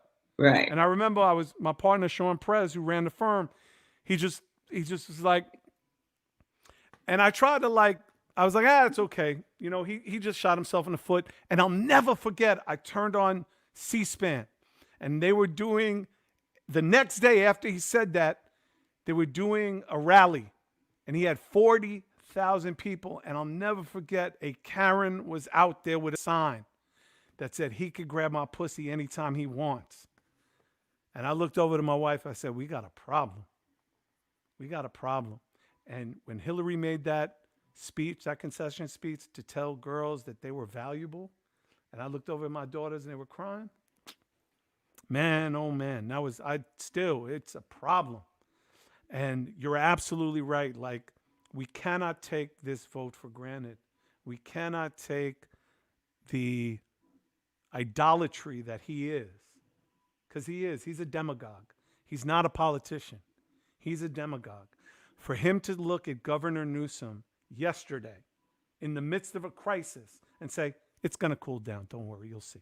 And in the room of scientists who know better. Yo, in a room of scientists. And he's telling them, and they're like, no, it's not. And he's like, nah, don't worry. I know. And he don't even have a mask on. So I want to end with this because, well, I got so much I want to talk to you about, but I know you got to go. So the question that is on everybody's mind is Kamala Harris got off a jet today. Was she or was she not wearing Timbs? Yes or no? As a Timbs expert, as a female, there it is. There's the picture. Right. Are those Timbs or not? So the hood wants to know. Really, the hood wants to know. Okay, I still have like 3 pair of Timbs, right? I have them. I should hope you do. I should hope you do. Yeah, I live in LA now, so I don't really get to sport them away. Hey, it's only people wear Timbs with shorts in LA. Oh, I've seen it. Look, please believe York, it. You know, in New York, y'all were the kids in like some shorts and Timbs, straight up. Jemele, people hoop in Timbs. I seen Rucker. I seen teams at Rucker hoop in Timbs. The Bucktown kids, all of those dudes, they hooped Helter Skelter. They hooped in Timbs. You can't tell me nothing about Timbs. Anyway, continue. All right, so at first glance, I thought it was Timbs because that's what it looked like. Right. But the sole looks different. Questionable. It's questionable, so I don't think those are Timbs, right? That sole does not look like a Tim sole. No. But the dude that's next to her, he looks like he has on the mountain hiking Timbs. The beef and broccolis. Yep. We used to call them the beef and broccolis. I actually have a pair of those because I was in South Africa during the World Cup, and it's winter then, and so I needed some Timbs because it was going to be cold. So I actually have the beef and broccolis. But and why wouldn't you? And why You're would a D girl to the death? I cannot wait to see what does the Lodge Freeway have coming. Can you share anything? And shout out to my homegirl Kelly Carter, who also doesn't return calls. Not that I take it personal. I'll get on it. I'll get on it. Yeah. Please. So, and by the way, check Kelly out this Sunday. She's on the red carpet for the Emmys for ABC. So she's going to be doing her thing. No, we're developing a project with Gabrielle Union, and that we're going to make a big announcement on really soon. Okay. Another project we think we'll be making an announcement on. So right now we're in pitch mode. We're pitching. We've taken another show out. We've taken 2 shows out, and we have some other things circulating. And now we're taking a 3rd one. And so, like, we're really, even though a lot of things were hampered because of the pandemic in Hollywood, they've ramped things up quite a bit because they know whenever there's windows and openings to shoot things, they need to have content ready. So it's like, It's been a bit of a nut house out here, but we're really excited about some of the stuff we're developing, both in the scripted and unscripted space. So people will be, before the end of the year is out, I think we'll probably be making a couple big announcements. Well, I got to tell you, you not slipping or letting anything slip is disappointing. Neil Brennan let it slip that he's working on a project with Kevin Hart when we talked to him last week. So, nobody's really listening. So if you want to let us know something. Nobody's really listening. Whatever. Nice try. Well, and one of the things I do that did come my way is I'll be a producer on Colin's docu series with ESPN, and so I'm excited about that. And I also saw the Quibi piece that is coming out. On the Clippers. Yeah. Oh my goodness, that's going to be amazing. Final question: Dame Lillard, decent MC or just an NBA guy who raps? No, I think he's a decent MC. Like I think he's legit. And look, you have obviously more of a trained ear for that than I have, but I'm just going by over the years hearing, like AI try to rap, Ron Artest try to rap. Although 40 bars wasn't terrible, I will give it to him. No. I gotta be honest with you, Dame Dollar has skills. There's no doubt about it. I feel like he's legit, right? No question. He definitely has a lot of skills, and goodness, man, I wish the Blazers could just. It's just. But look, I was here for him giving the Clippers the business last night because he was. Look, the Clippers. Look, I'm in LA. Let me tell you something. It's so odd because the Laker fans hate the Clippers so much, and I'm amused by the hatred because the Lakers franchise is just 1,000 times better than the Clippers. Like the Clippers never have even been to a conference final. The Lakers have 50-11 championships, all right? But they hate the Clippers because the Clippers dared think they were on their level because they got Kawhi, because they got Paul George, and they were talking a lot of smack about how they not the Kings of LA anymore and blah, blah, blah. And the Laker fans took that so personally. So honestly, I think last night seeing the Clippers lose a 3-1 lead, get blown out of Game 7, that's almost as good as a championship for them because they have been waiting absolutely. for the Clippers to get served and humiliated. Yo, let me tell you something. And what's so amazing is when I hear people say that they don't understand. I'm a Met fan. Do you understand? Like, I've lived my whole life with guilt and shame being a Met fan in New York. We had Roger Clemens on the show 3 weeks ago, and I was telling him, yo, the greatest thing Coach McNamara ever did is pretend you had a blister in the 6th inning. Because if he didn't front like you had a blister, we would have lost that game. I remember in the 9th inning with 2 outs when Ray Knight, when Bobby Knight was on, Ray Knight was on, yeah. right. And it says on the screen, congratulations to the world champion Red Sox in Shea Stadium. And my mother put her hand on my shoulder, she rest in her peace, and she said, Michael, it's not over till it's over. And 5 batters, 2 outs, 2 strikes, and they won the game. Right? Right. But I live with that. Like, how dare the Mets ever compare themselves to the great Yankees? Like, I understand that. You know what I'm saying? Like, I'm a neurotic Jew from Queens. I'm Mets, Knicks, Jets. Like, I'm going to suffer the rest of my life. I'm going to suffer the rest of my life. Dude, you do not love yourself. You Mets and Jets and Knicks. I'm like, listen, bro. Of course I don't love us. I'm a Jew from New York. I hate myself. The only thing that keeps me going is my wife and hip hop. That's what keeps me flowing.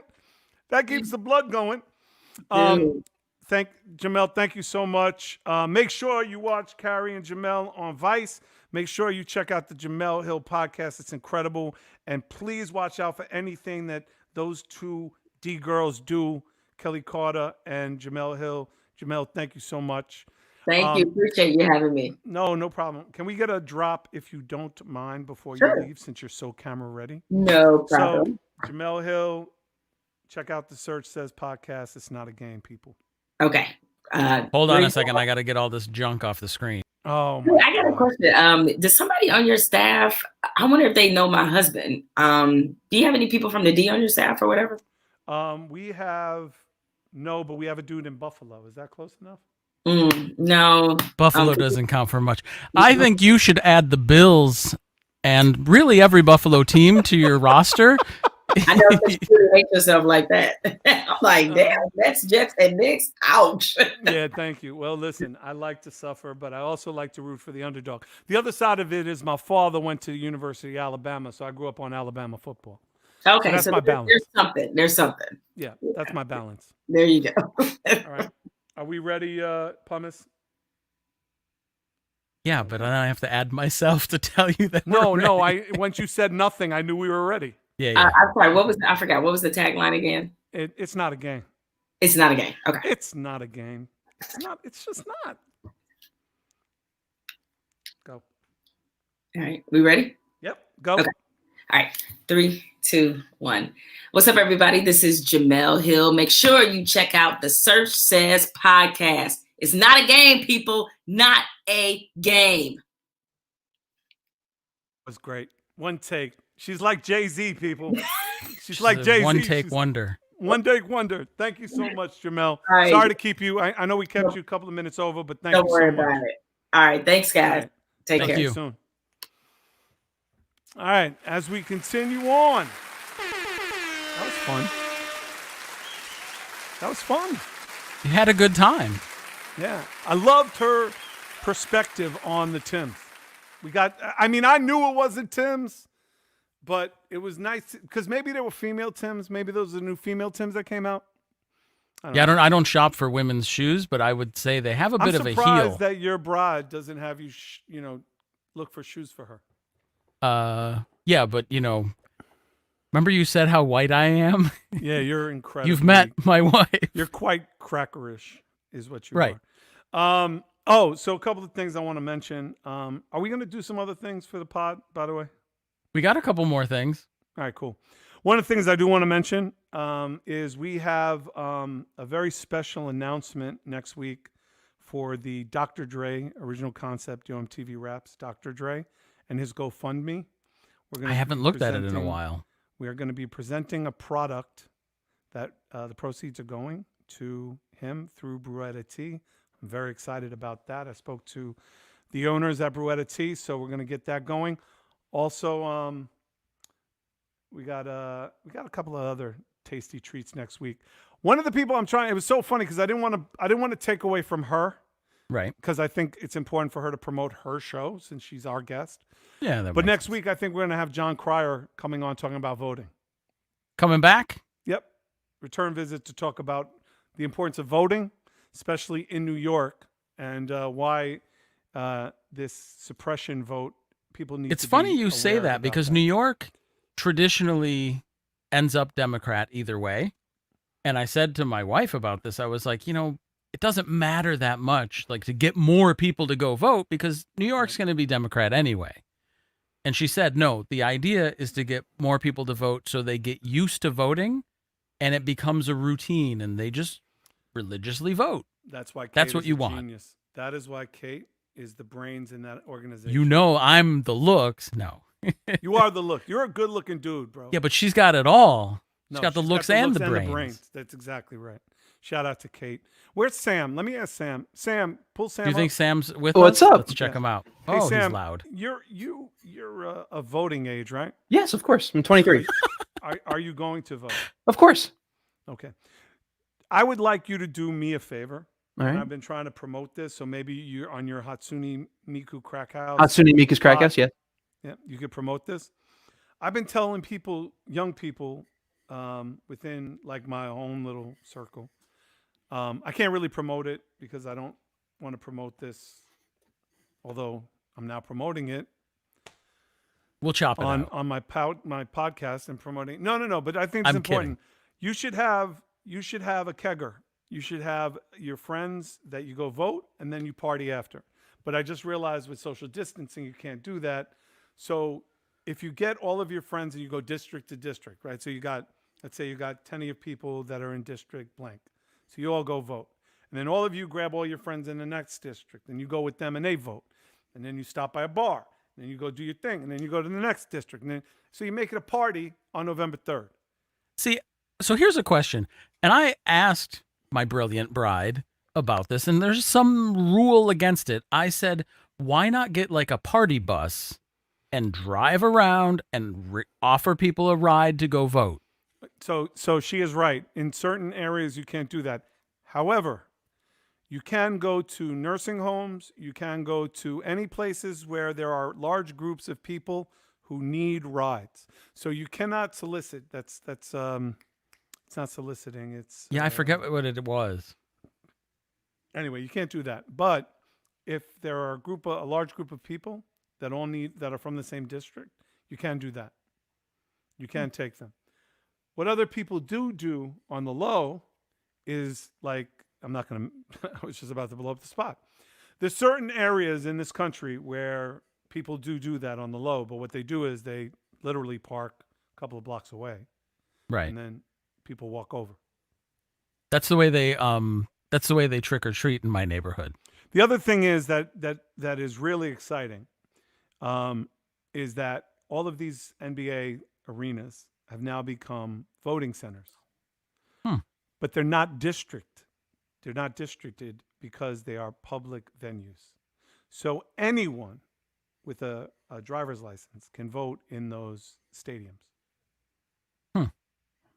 So that's kind of cool. I thought you have to go to your actual polling place. Yes. You get the little Yes. card and it tells you your polling so yes, place is you this. can. Yes, but what Chris Paul did, and he's a genius, is he was able through his work with the Players Association to have all of the arenas open up as voting areas, districts, voting centers.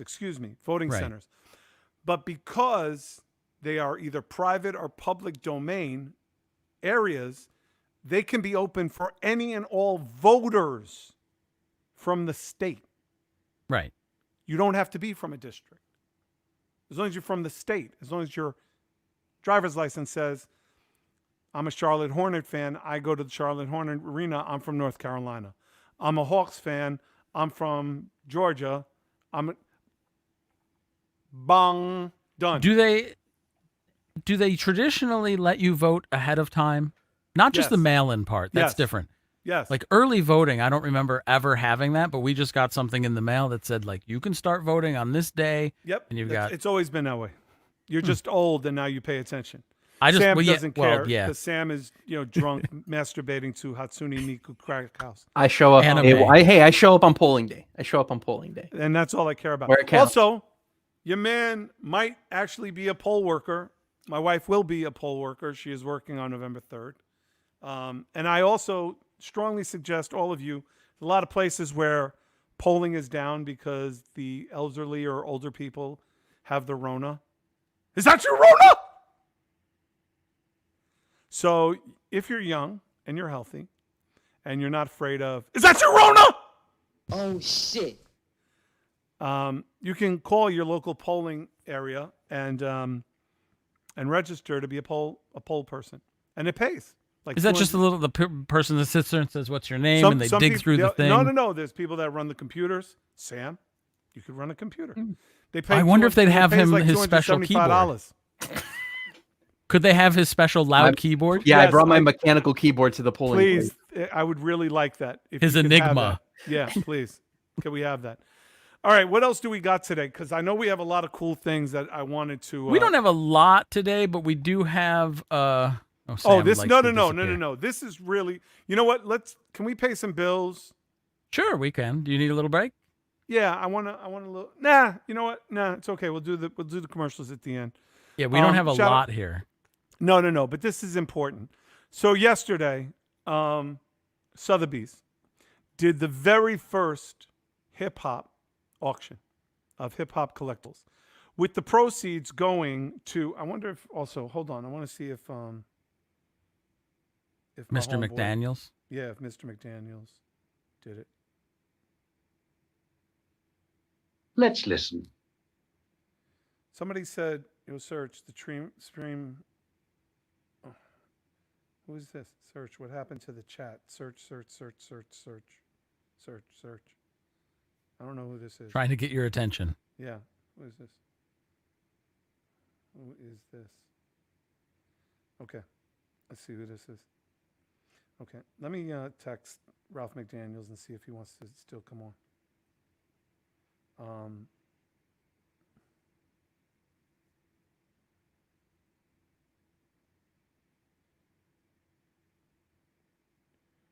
The show. All right.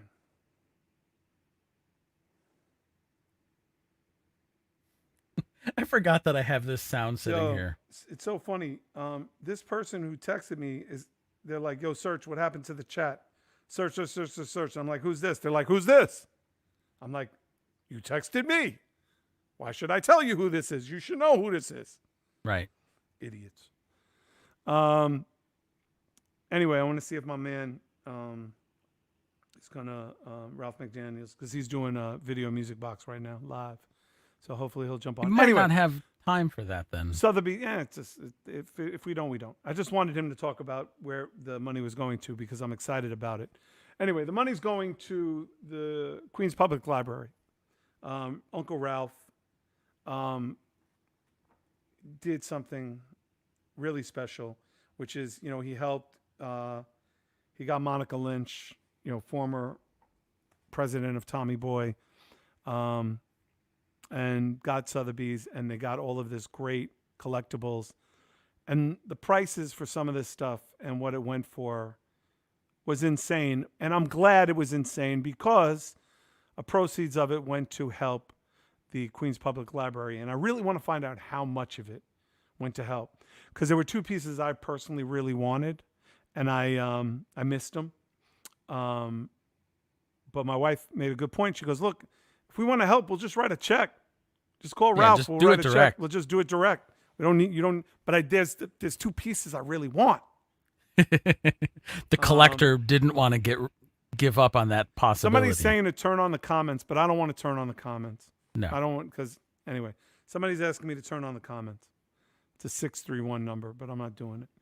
Anyway, all right, so go on. Let's show them the Sotheby's auction and show them what we're talking about. Lot 105, Rashad Newsom, Saltire, Compton. Sold $6,000 to $248. Lot 106, a complete run of Source magazine. Sold 26,000 to paddle 47. Next lot 110.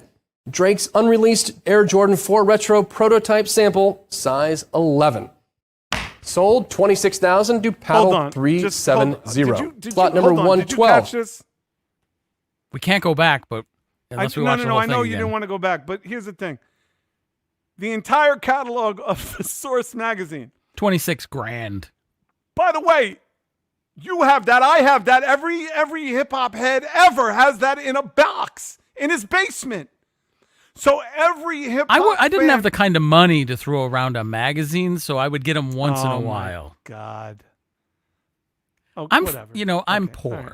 But you know what's funny? The Drake sneakers. Did you hear how much they went for?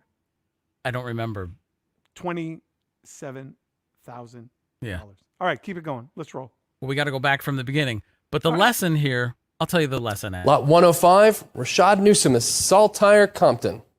Sold $6,000 to $248. Lot 106, a complete run of Source magazine. Sold $26,000 to paddle 47. Next lot 110, Drake's unreleased Air Jordan 4 Retro prototype sample, size 11. Sold $26,000 to paddle 370. Slot number 112, vintage concert poster. Sold $1,500 to paddle 338. Lot 113, Lost Tapes 2 Crystal Eroded cassette. This is one of 20. Sold $11,000 to paddle 113. Lot 118, custom Air Force One by Opal Lee, Nico Brim, and Cirato in honor of the Juneteenth holiday campaign. The consignor of this lot will be donating 100% of their proceeds to charity. Sold $4,008 to paddle 47. I thought I sent you Sam. Sam chopped it up. No, Sam. Yeah. Where's the Biggie one that I sent you? Oh, the Biggie one? Oh, I thought we weren't including that. No, of course we're including that. That's the most important one. I'm crown. Who's Biggie? No, I know who Biggie is. You never know. Oh my God, Sam. What? You're I'm killing me, Sam. I'm so we sorry. can just talk about it. You don't have to have the What do you visual. mean we Just got talk. Oh my God. Just You're talk both about killing it. me. All right. So the very iconic cover of the Rolling Stone, where Let me at least pull that up somewhere. Biggie is called the King of New York, and he's wearing a crown. That crown went for auction yesterday. Baron Claiborne, out of Baron Claiborne's collection. And the crown went for just shy of $600,000. The crown. Heavy. I can't wait till is it the arrives. head. I don't know if my Where's check's the actually going to crown? clear, but I can't wait for it to arrive. No, I know. Hey, listen. I won. A so Def cool. Jam jacket, green military Def Jam jacket, went for $10,000. Only there was another one. You know, I would pay a lot for one of those Tommy Boy Carhartt jackets. That was I was there. so jealous of one of the radio guys at my $7,000. college station. Yep, They had $7,000. They had. I the need like a Carhartt. double X large. It was actually a double XL that they Really? sold. Mm-hmm. How much again? 7,000? 7,000. I think 7,000 or 8,000.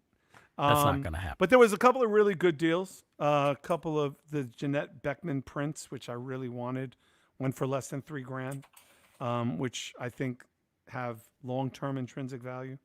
So anyway, but I'm so happy that the money is going to Queens Public Library and Ralph McDaniels. Uncle Ralph has done a lot for hip-hop. He's done a lot for the culture. And I'm so happy. Shout out to Monica Lynn. Shout out to Bill Adler. Shout out to Cassandra Hatton. Shout out to Sotheby's. And it's very nice to know, as a friend of mine said, it's very nice to know hip-hop has that much money.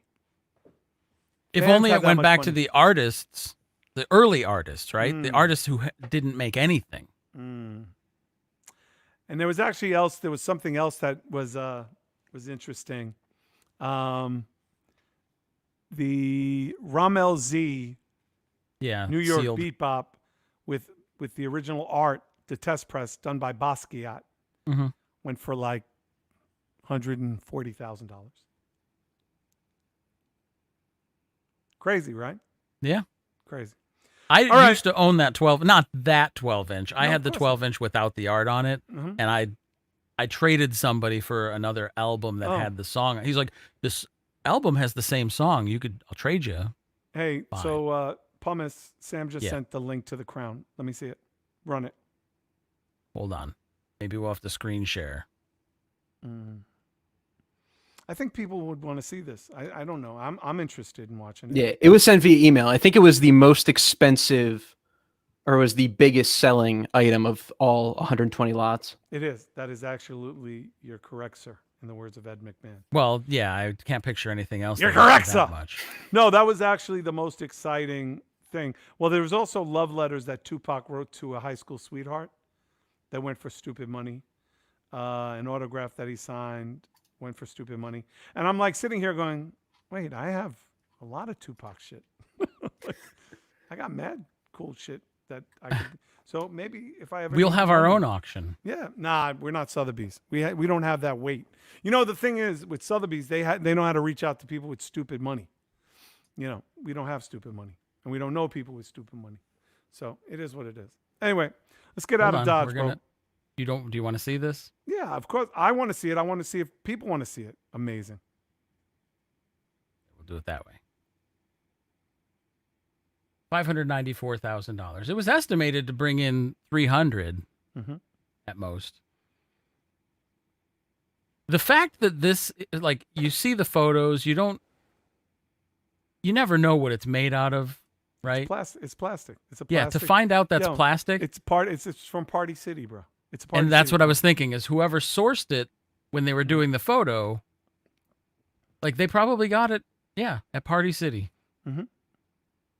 Amazing, right? So we can go get our own. It just won't be authentic. Yeah, I mean, we could both all wear our crowns for what they're worth. Maybe next which is week. $1. What do you Why think? not? Next week? Why not? Why not? Anyway, we'll see you next week. Sam, great job as usual. Pumice, Master P, make him say Moderate thank you. job. Moderate. Average. Very average. Anyway, thank you guys so much for being here. Thank you for being a part of the show. Hopefully the show will be up when, Pumice? Soon? Ish. You Soon-ish. like to put me, yeah, I mean, if we start at 10-ish, we'll be on soon-ish. Sam, can you edit the show and put it together so it'll be up by sometime this week? Yeah, of course. I don't want Sony yelling at me like they did 2 weeks ago. I'll make sure Sony doesn't yell. Thank you. I appreciate it. All right, guys, in the words of my wife, Chantel, please remember throughout your day to say what you mean. I mean what you say. If someone turns to you and says, "Is that you, Rona?" Oh, shit. If someone turns to you and says, "Have a good day," tell them, "No, you have a better one, because what you want from me, I want twice as much for you." And just remember, if you don't have an agenda in this life, someone will give you one. Sam! And it might not be nice. So always have a plan. We'll see you next week. My hope with John Cryer and some people to talk about the importance of voting. I know you're going to get out there to vote. I know I will, but hopefully we can connect to the people that need to get out there. Rest in peace, Chad Boseman. So many people that we've lost to COVID. If you lost somebody, rest in power to them as well. One love, people. Good night. The best is yet to come. They tried to warn us. In the process, we have lost many lives. Respiracare, the only NIOSH N95 masks that kill coronavirus and other harmful pathogens. 4 layers. An outer layer traps contaminated droplets. Antiviral layer to destroy pathogens. Filter layer stops fine particles up to 0.3 microns. And the inner layer for final protection. Respiracare masks kill 98% of some of the deadliest superbugs tested. We are a mask, and we want to protect those who put their life on the line, one mask at a time.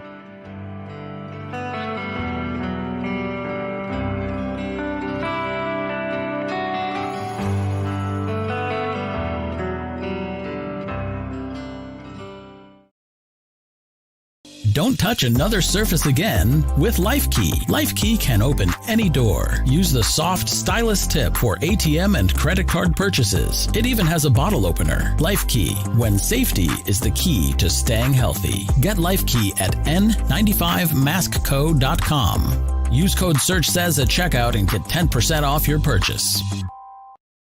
1, 2, 3, 4. Relax your mind. They have the authority to kill a minority.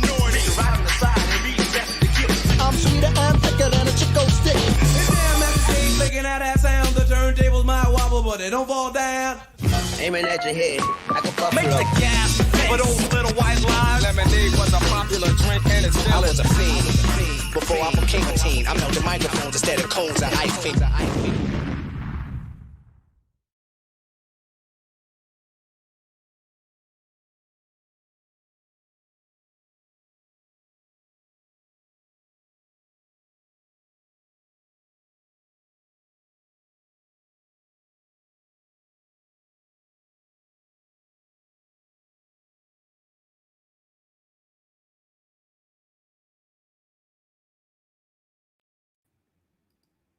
Hey, We're still live for anyone still tuning in.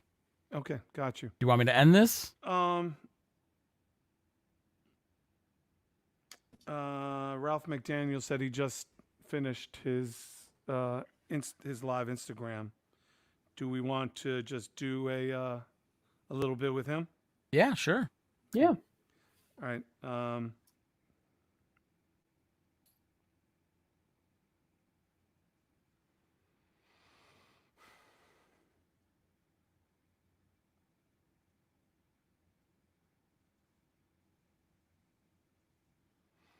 right.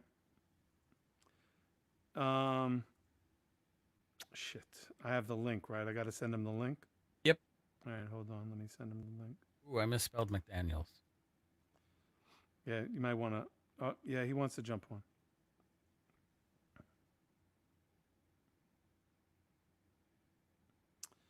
The fuck is the thing you sent me?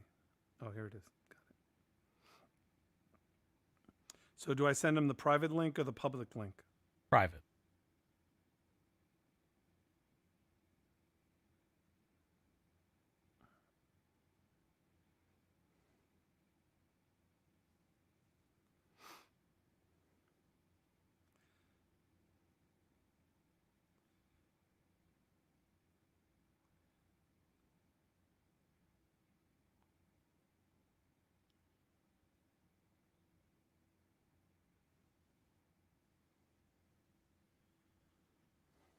All right.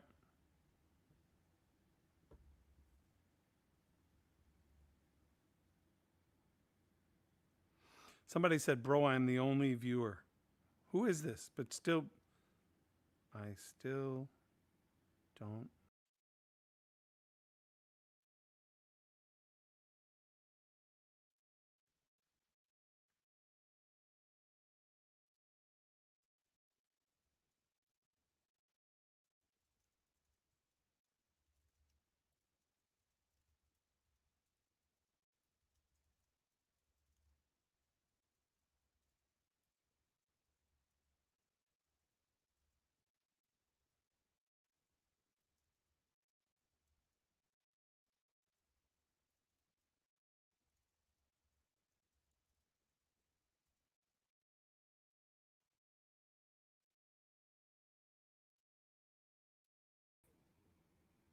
All right.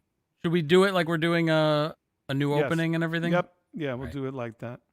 I just We'll wanna do make it sure that- live. Fuck it, we'll do it live. Well, let's check to see how Ralph's audio. Yeah, and I was everything just gonna is say, real quick. let's do that. Can we bring him into the studio, please? Yeah. Hey, Ralph. Big can on you the hear us? screen. Hey, what's up, guys? Oh, he Nothing sounds much. good. We're gonna just test you now. Okay. Just to make sure that you're kosher. Yes. 1 2 1 2 1 1 1 1 2 1 2.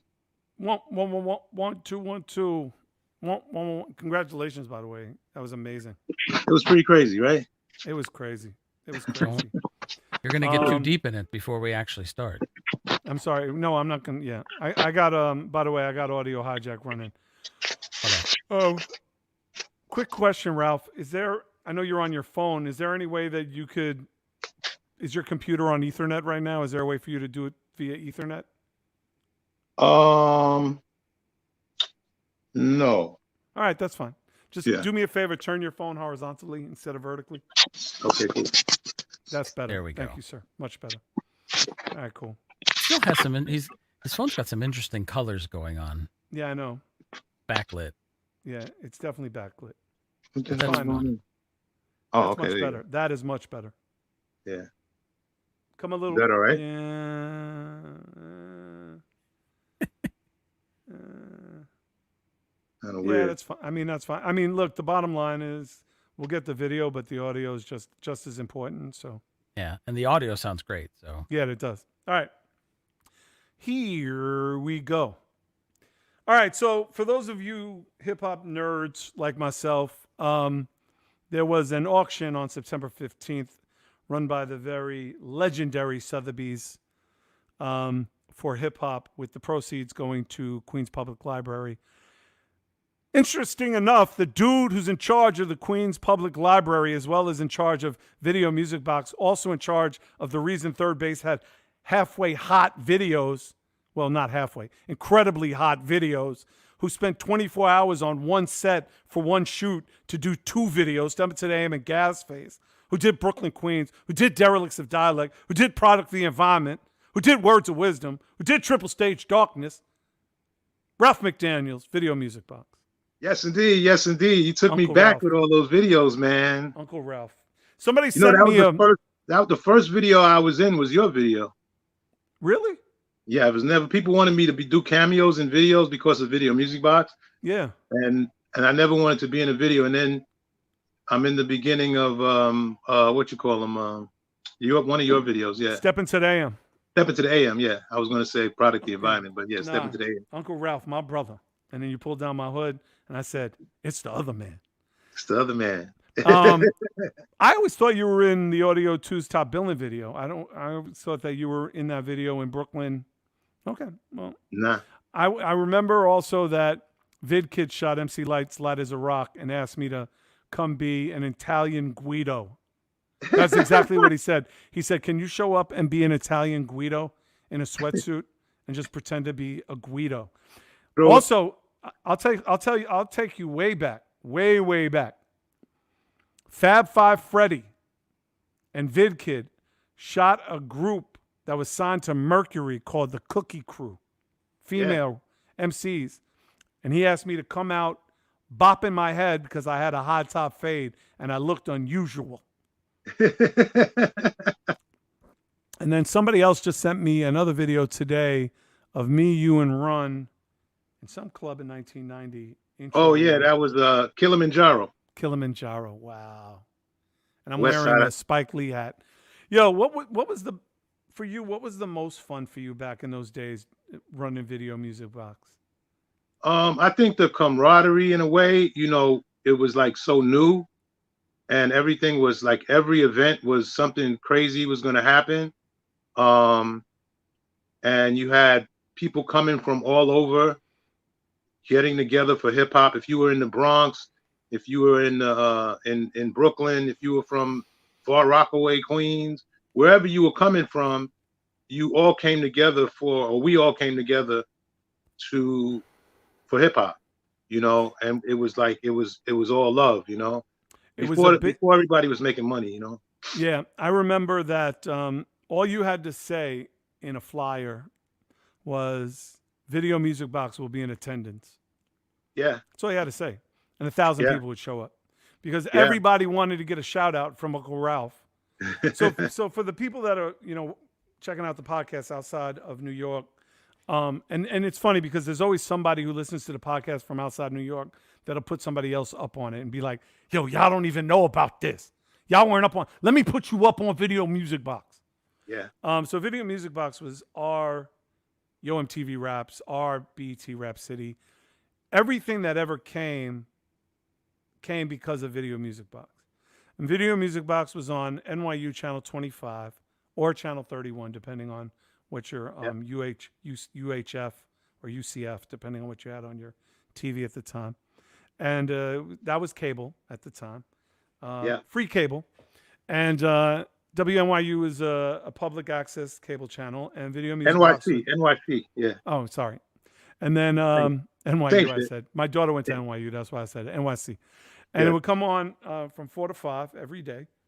And we would run home from school to watch Video Music Box, to see videos. But here's the thing that was amazing about Video Music Box. And as much as we want to say hip hop, hip hop, hip hop, and that's fine. The first time I heard Who Do You Love was on Video Music Box. The first time I could hear it coming from the air tonight was on Video Music Box, Genesis. The first time I heard and saw the video for Bob Marley, anything Bob Marley, was on Video Music Box. First time I saw the Talking Heads, Burning Down the House, was on Video Music Box. Yeah, First time that I was saw one of my Cyndi favorites. Lauper, Girls Who Just Want to Have Fun, was on Video Music Box. The first time I saw Colonel Abrams was on Video Music Box. The first Wow. time I saw the Cult. The Cult. I mean, you played, you played music. It was about videos. It was about music. And mind you, that's what made it amazing.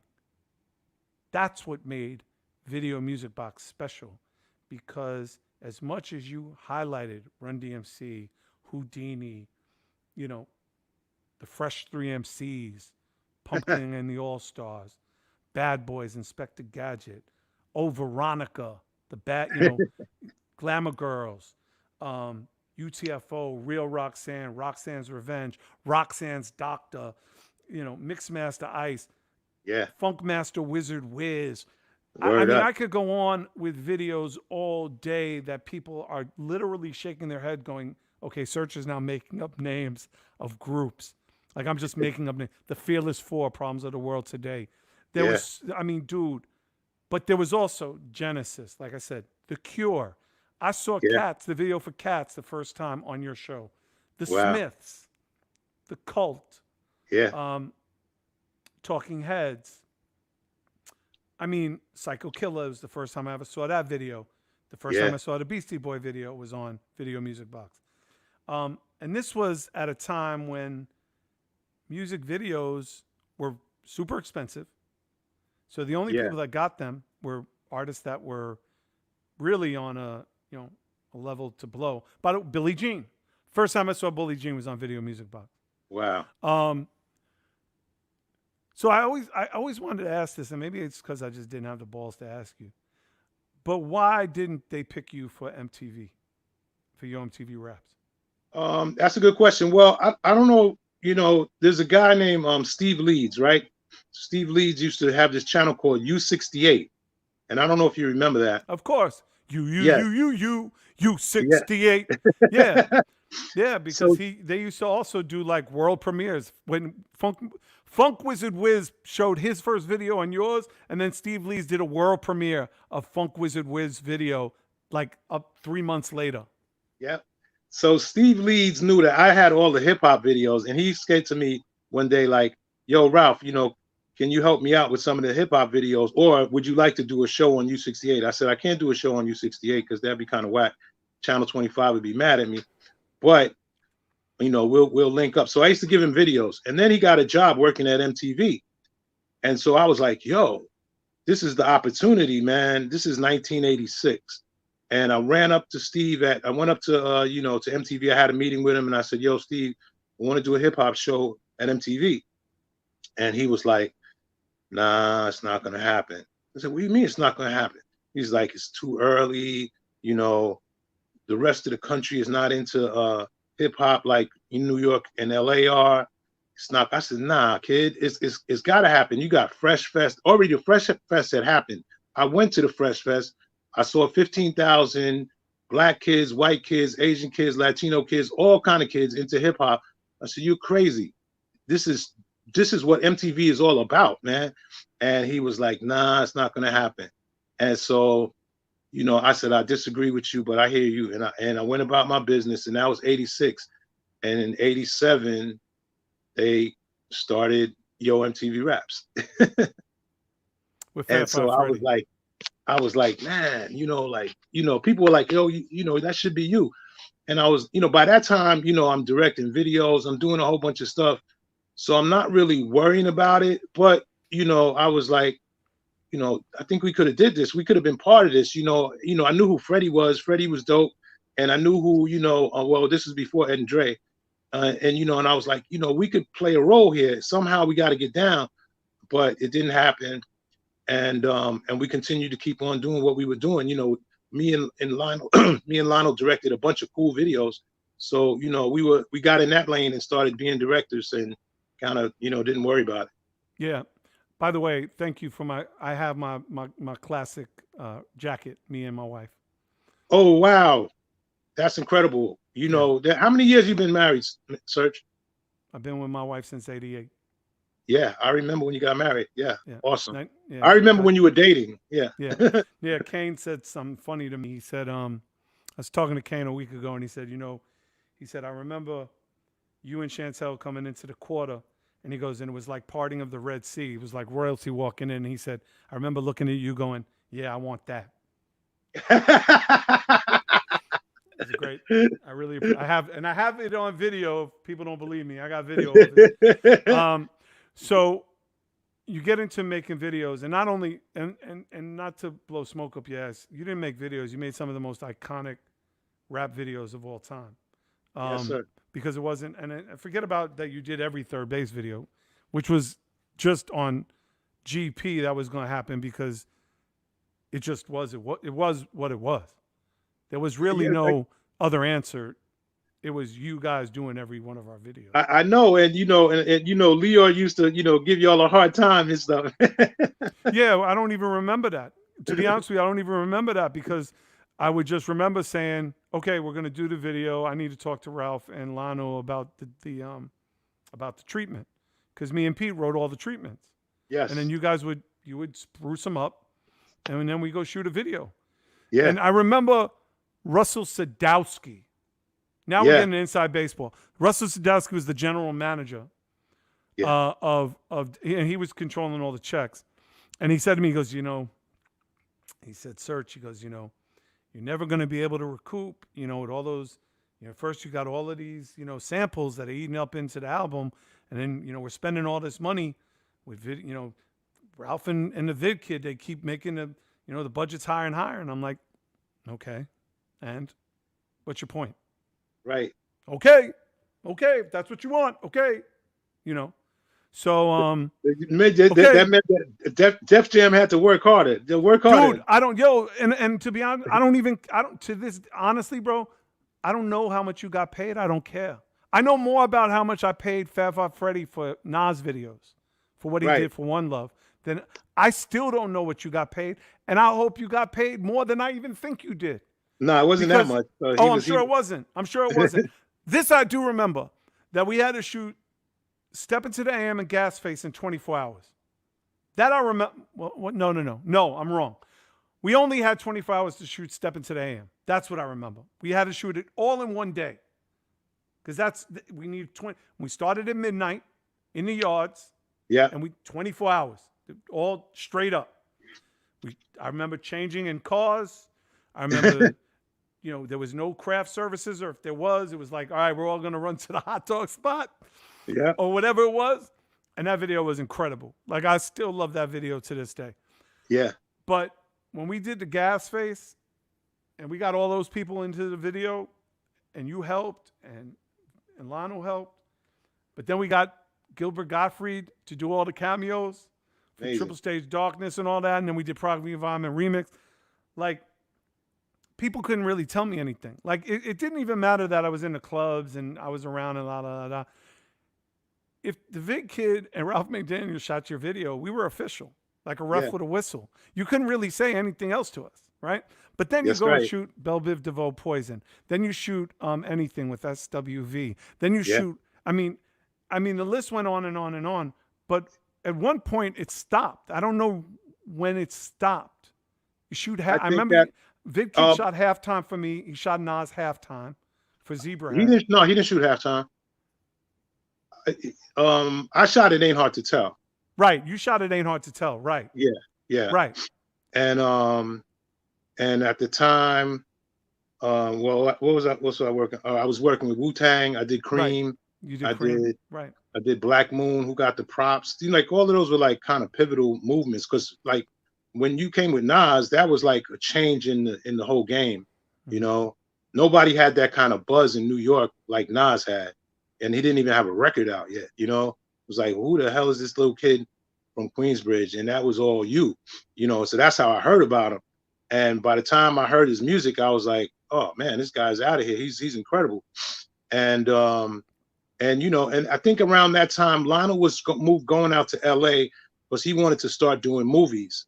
And so that was happening around the same time, because it was like, okay, a couple of hip hop directors were making transitions to the movie world, and we wanted to do that. And I started working on. So I was one of the producers on Juice, so I worked on Juice around that time too. Mm-hmm. Yeah. Yeah, because I remember you had DJ Daddy Rich be one of the DJs in the battle. Yeah. Yeah.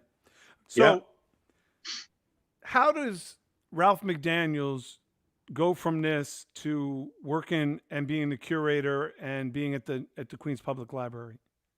So, I was doing a talk. Like they used to do this thing, like I can't remember, like Hip Hop Month or something like that. And one day, whoever was working there, the librarian said, "Ralph, could you come in and do a talk?" And I said, "All right." And I went there and I did a talk, and it was really cool. And it was good to talk to the kids. And then she called me like a couple of months later and said, she wanted to hire somebody to curate a hip hop program. So I was like, well, what does that mean? And she says, basically, we need to do like, 3 or 4 programs a month at different libraries, at different branches of the library. So I said, all right, it sounds pretty easy. So I went in there and started doing it for them. And it got so successful that they created a real position. Like, you're the coordinator of hip hop programs, and, and here's your budget, and so, I pay people, I have book talks where, LL will come in and do a book talk, or KRS-One will come in and do a book talk, and he'll sign the book, or, some of the local DJs that are hot in Queens now will do DJ 101 classes, in like, Jackson Heights or Corona. We do a bunch of programs in your town where you grew up at, Far Rockaway, which is a tough town, man. Anytime I go to Far Rockaway, I'm always, watching my back, because it's tough, man. It's a tough town still to this day. I know it was tough when you were coming up, but it's still tough now. So I really want to make it that my programs really work when I go to Far Rockaway, because I know those kids really need it really well. They'll need it a lot. And that program consists of what? It could be the library in Far Rockaway is actually pretty innovative. It doesn't have books, so everything is digital.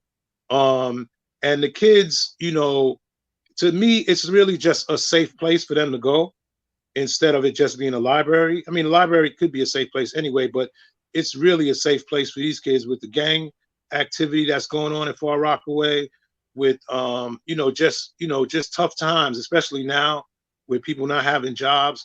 So I do DJ 101 classes, I do hip hop dance classes.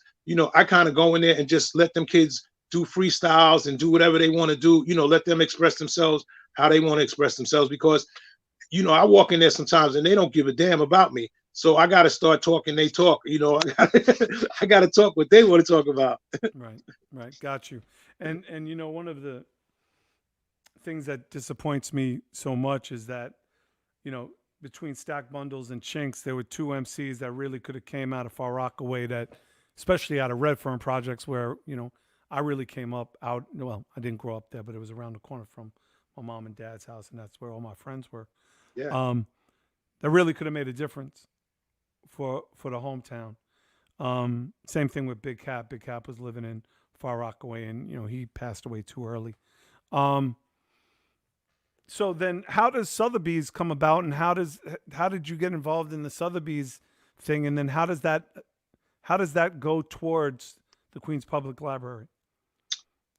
So I went to an event, and I saw Monica Lynch from Tommy Boy Records. You know Monica real well, right? Mm-hmm. And so Monica introduced me to Cassandra from Sotheby's. They were hanging out, and they said they're thinking about doing a hip hop auction. She told me what she did at Sotheby's, and I was like, that'll be dope. And then that was it. And then I guess about 8 months ago, they said, we're going to do it, and would you be interested in being involved in it? And so it started off with, do I want to put something in it? So I had I said, I was like, let me put something that for somebody that collects things, and for people that are listening or watching, whatever it is, it's tough when you want to go to give something up, because you say, I don't need that. And then when you're putting it in somebody else's hand, you're like, man, I shouldn't do this. But so I had this Wu-Tang jacket that I had from day one with Wu-Tang, and I hadn't worn it in years. It's weighed like 3 times. It's like a 3X, when we all wore the super baggy joints.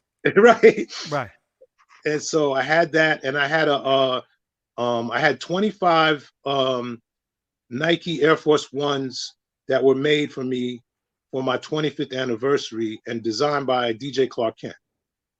So I still have some of those, and I said, all right, look, I'll put one pair of those in there, and I'll put my Wu-Tang jacket in. So they told me about other things that they were collecting and other things that were going on. And then COVID hit in March. And so this thing was supposed to happen like in June originally. And so it was like, is it going to happen at all now with COVID? Because, COVID just kept on going. And so finally it was like, yeah, we're going to do it in September. And they were watching all the programs that I was doing, because now my programs are online. While COVID was happening, they were, we weren't online. But when COVID hit, everything was virtual. So Monica, Cassandra, they're watching everything that I'm doing online. And they was like, you know what? We'd like to donate to your programs that you have at Queens Public Library, because they're awesome. And the talks that you have and the stuff that you're doing virtually, we want to, give some money for that. And that allows me to, pay, a local DJ or a local dancer or somebody to come in and do a talk, a book talk, or just talk to teens about gang violence or whatever. It just gives me a couple of dollars. So it goes directly to the hood, goes directly back to the community. So, I was like, yes, awesome. We need that. And that's how it happened. So I'm not sure what that number will be, because it's a percentage, but, hey, look, when I saw that Biggie crown go last night for almost $500,000, I was like, yo, this is crazy. Almost $500,000 went for $600,000, $594,000. Wait, you haven't seen? Wait, we have the video right here. Ayo, Pumice, run the video. Show Ralph. Maybe he don't know. We don't have the video of the Biggie. No, I know we don't have the Biggie, but show him the rest of the. Maybe he didn't see it. Sure. I thought it was at the end. It was 475, but then I did hear something like six something. That's crazy. 594. But check this out. Lot 105, Rashad Newsom, Saltire, Compton. Sold $6,000 to $248. Lot 106, a complete run of Source magazine. Sold $26,000 to Paddle 47. Next lot 110, Drake's unreleased Air Jordan 4 Retro prototype sample, size 11. Sold $26,000 to Paddle 370. Slot number 112, vintage concert poster. Sold $1,500 to Paddle 338. Lot 113, Lost Tapes 2 Crystal Eroded cassette. This is one of 20. Sold $11,000 to Paddle 113. Lot 118, Custom Air Force One by Opal Lee, Nico Brim, and Cirato in honor of the Juneteenth holiday campaign. The consignor of this lot will be donating 100% of their proceeds to charity. Sold $4,008 to Paddle 47. So that's just a little bit of it. I mean, your sneakers went for $9,000. Yeah. Your jacket went for like, I think somewhere between $8,000 and $10,000. Yeah, it was Faith Newman's Def Jam jacket went for $11,000. It was amazing. It was amazing. Yeah. So my thoughts was that this is a great opportunity for hip hop. It puts a price tag on certain things. I mean, me and you and people who in the scene knew that it had value, but now the outsiders know that it has value. Right. But can you believe the Source magazine, all the Source, $26,000? Yeah, and it started low. I remember it just kept going up, up. Yeah. No, it was crazy. It was crazy. But the Biggie one, and I shot it. Unfortunately, my hands are like this, so it didn't look good. But I shot it. It went to 475, 525, 550, 575, 5. I mean, it kept going up, bro, up and up. And I mean, and it ended up with All the surcharges, $594,000. That plastic Party City crown. Exactly. You know, it's not. My wife. It's not the quality. It's what it stood for. It's what it stood for. Yeah, yeah. No. My wife was like, she came running downstairs, and she says, "What about all those records that you have in the garage?"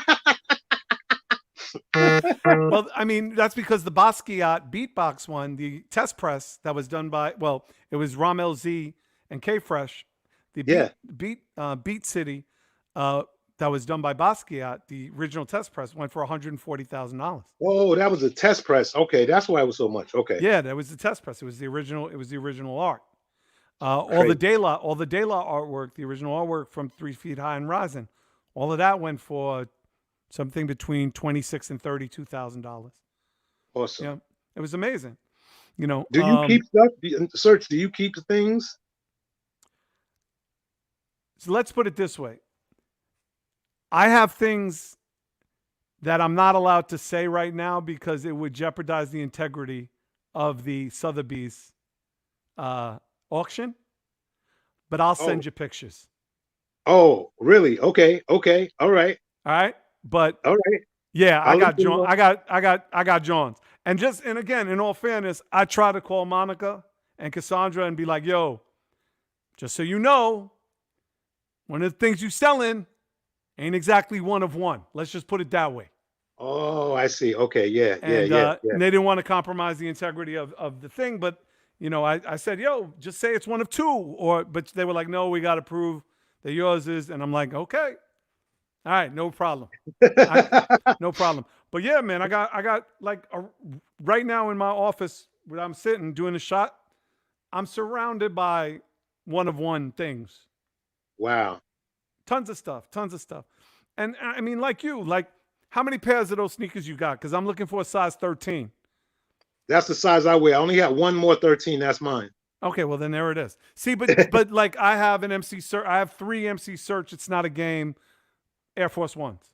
Yes. You know what I'm saying? Like, yes. There's plenty of collective stuff, you know, but for me, what the exciting thing was, and Chantel and I both said it, you know, we were interested in a couple of the prints and all of that, but she said, because we missed it, she was like, yo, just call Ralph. We'll just pay him directly. We'll just give him the money for the library. So not only are we going to be sending you a gift basket for being on the show, which we do for everybody anyway, Chantel and I are going to be also donating to Queens Public Library because she's from Elmhurst, I'm from Far Rockaway, and we want to help our hoods and we want to help our neighborhoods. And hey, with COVID, if you need me to talk to them kids, it would mean so much, bro.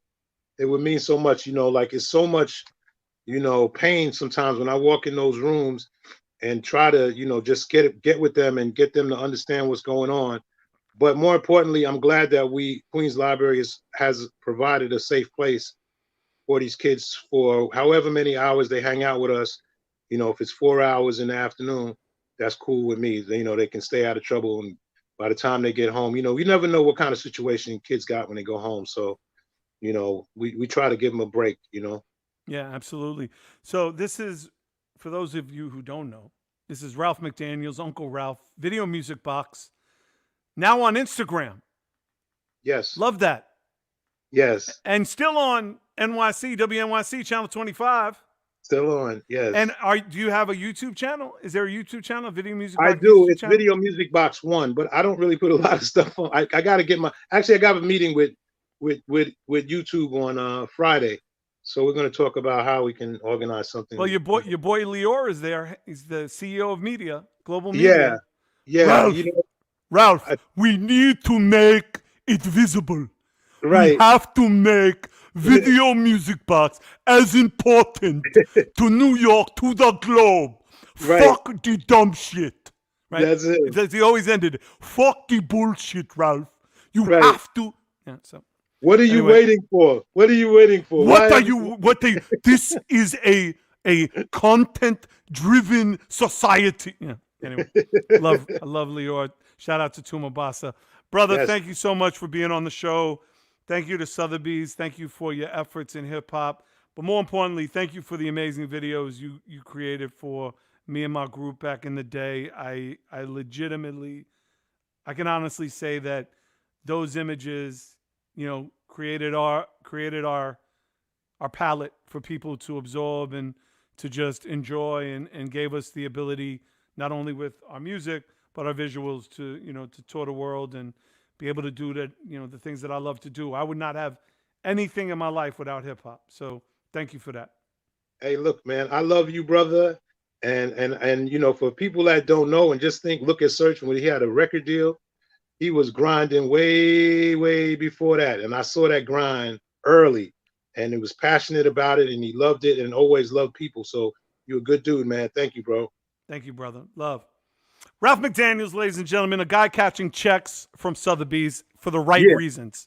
You see Love me that. out here. You see me out here. You see me. I see you out here. All right, brother. We'll talk to you soon. All right. All right, man. Peace. All right. Now we can get out of here. Now we can eat. All right? All right. All right. I assume you're going to ask me, if I have anything to add. All right. You have anything to add? I don't. That's okay. I'm looking Sam? over. I'm looking over at my, audio clips, and I'm like, I don't have anything. Sam, do we have any do we have any comments that are worth? Look, I'm afraid to look at the comments. No, you know what? I don't even want to know. No, I don't want to know. It's all good. There's nothing too crazy in here. I do try to keep an eye out for questions. I didn't really see any. That's fine. That's fine. I'll check. Listen, as long as you delete all the ugly ones, that's fine. I know I can't do any. I know you've been doing a great job on YouTube, so thank you for that. And I appreciate that.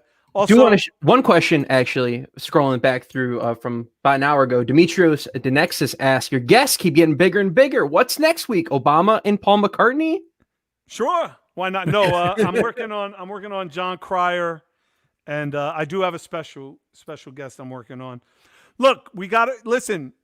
We're now like this is a real fucking machine now. Like, we're not some rinky dink, playtime afternoon thing.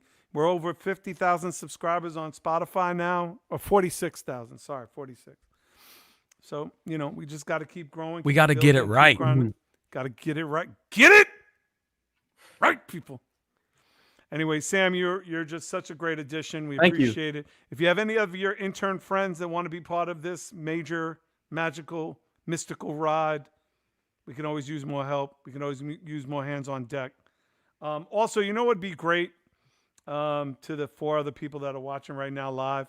And just so you know, the live part is really not the live part. It's really this is the bonus part, yeah. Right?